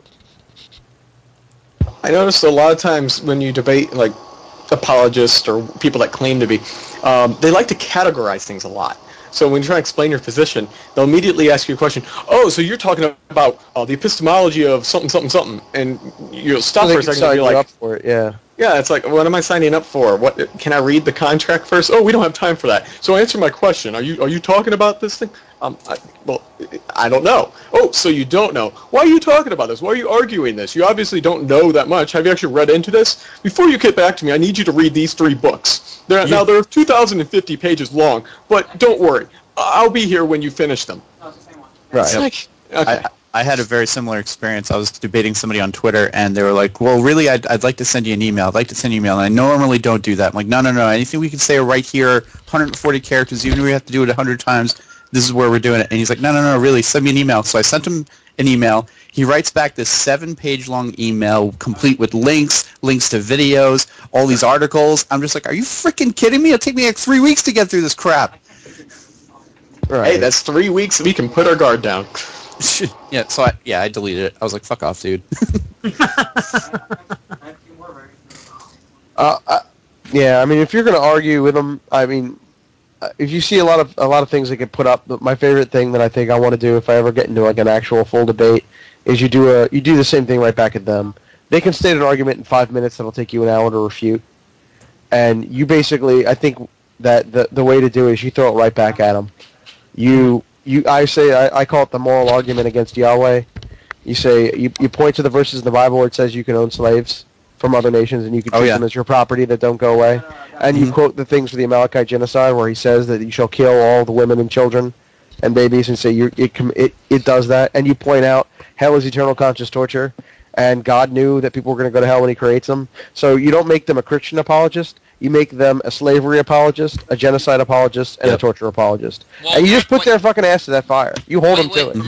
Remember, Craig said that the babies were getting their salvation. Oh yeah, they were going to heaven. But he's against abortion. But he's against abortion. We could send every future baby to heaven by aborting every conceivable baby and then just killing ourselves. That's it. Well, remember, as long as God didn't order it and God didn't do it, it's wrong. Wait, do you age in heaven? Having your miscarriage obviously was perfectly fine because God did that. Unless a Republican is involved, in which case that they'll make sure that if you have a miscarriage, that you're charged with a crime. Anyone notice that? Correlation. Yeah, no, I mean, the whole your babies die, go to heaven thing, they need that because babies die. And people wonder, if you follow the doctrine of original sin, babies that die, or people who are born with mental disabilities, who can't comprehend the concept of Jesus dying for their sins, They go to hell. do they go to heaven? Do they go to hell? Like, They go to heaven because remember, it's ingrained in all our hearts. We knew it from the start. But they got natural sin. Right, and I actually had my 8th grade teacher break down and crying, talking about his one cousin who was that way, and he goes, you know what? He has to be in heaven. And they pull some verses out of their ass about how if you can't comprehend the fact that God will put you in heaven anyway, which is really a bad interpretation of those verses, is not valid at all, but they cling to it because it's a huge problem. If you look at their normal theology, and you say, well, what happened when my infant died? Is my that why infant just go to Catholics hell? make purgatory? I believe that is. Yeah, because it makes sense. Because well, babies go to purgatory. They don't go to hell or heaven. They go to purgatory. Well, everybody goes to purgatory. Didn't they just do away with purgatory? Yeah, everybody goes to purgatory. It's the idea of being cleansed to go into heaven. What you guys are thinking of is, you guys are thinking of limbo. Because limbo is the place that babies go to. Purgatory is the place that Catholics believe you still have sinful retribution to make. And so you're still sinful. And while you're in purgatory, you're being purged of that sin. So you are ready in that perfect state to go into heaven. Right. Right. But you go to hell hell is for demons and people who are excommunicated or commit the blasphemy sin. Or the and lawyers. And Palpatine. Yep. Uh-oh. So are apologists technically lawyers? They go to hell. Oh, kind. They're workers for the devil. All right. I might have to get going.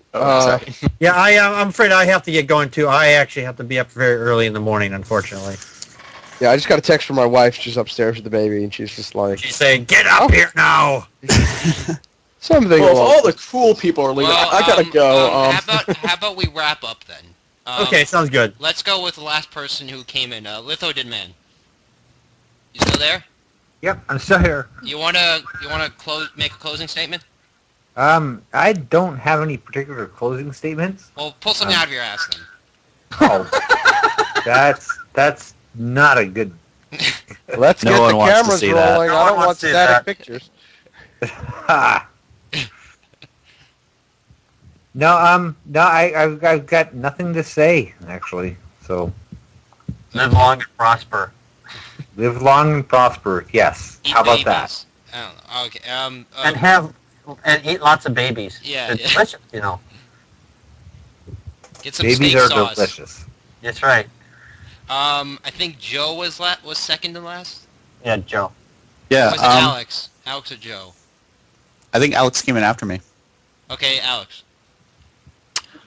Closing statements. The topic was apologetics, off and on. Pretty consistent, I guess. Yeah. Okay, not that consistent, but pretty consistent. Well, I think we did touch upon the idea that apologetics usually aren't meant to convince people; they're meant to reinforce. So I think we can all agree on that for the most part. Absolutely.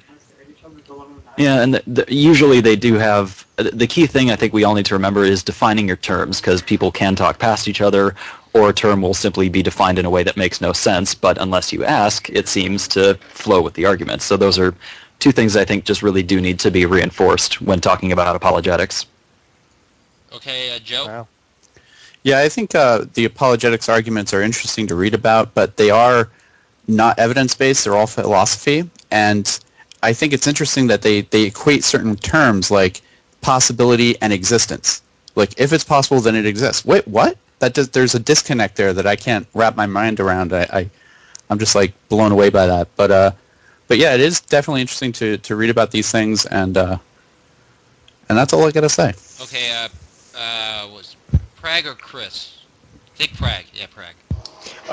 Going on to them, remember, use their own virtues against them, humility and fortitude. Be humble. Tell them, hey, can you dumb it down for me? I'm not quite sure what you're talking about there. Hey, can you explain that to me? And be fortitude. If they say, well, read this, say, no. I'm willing to stay here and let you be the one to present your point, to represent that. if you continue doing this, we can have this discussion. Because no, I'm not going to leave yet. I think we need to get this done today and do this. Use those virtues against them, and eventually they're going to do one of two things. They're going to get really angry, or they're going to look really stupid. So you won't look stupid. Okay. That's a great point. I've often done that. Like Okay. you just ask them to explain it. Okay, Chris? Did we lose him? I don't know. Chris? Chris? Hello, Chris. Chris? Yes. Chris! Hey, it's Chris. God damn it, Chris! You missed your ending.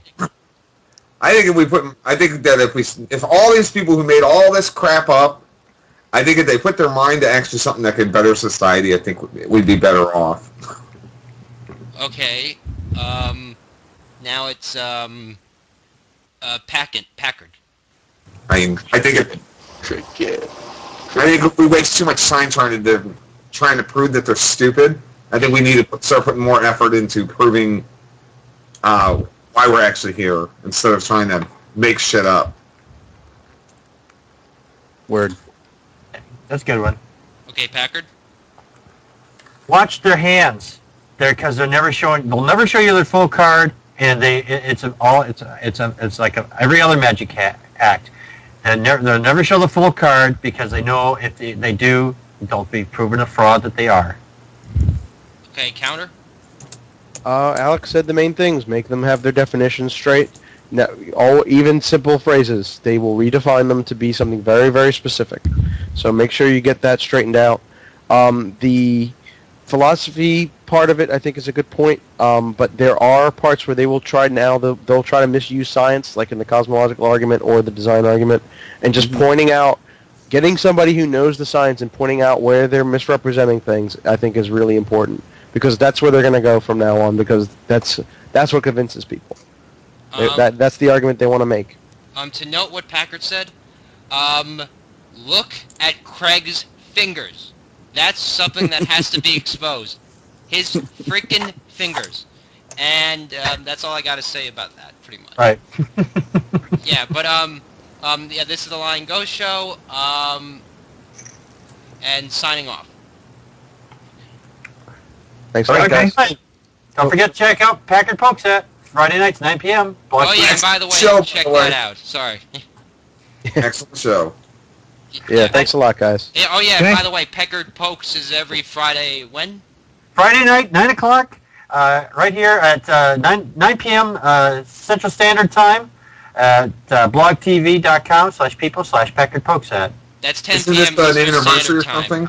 Yes, and as a matter of fact, this Friday, that's coming up on the 15th, is my 100th episode. Holy crap. What standard time zone? It's 10 o'clock Eastern. 10 o'clock Eastern, 9 o'clock Central, and 7 o'clock 8 o'clock California. 7 o'clock Pacific. Mountain. Yeah.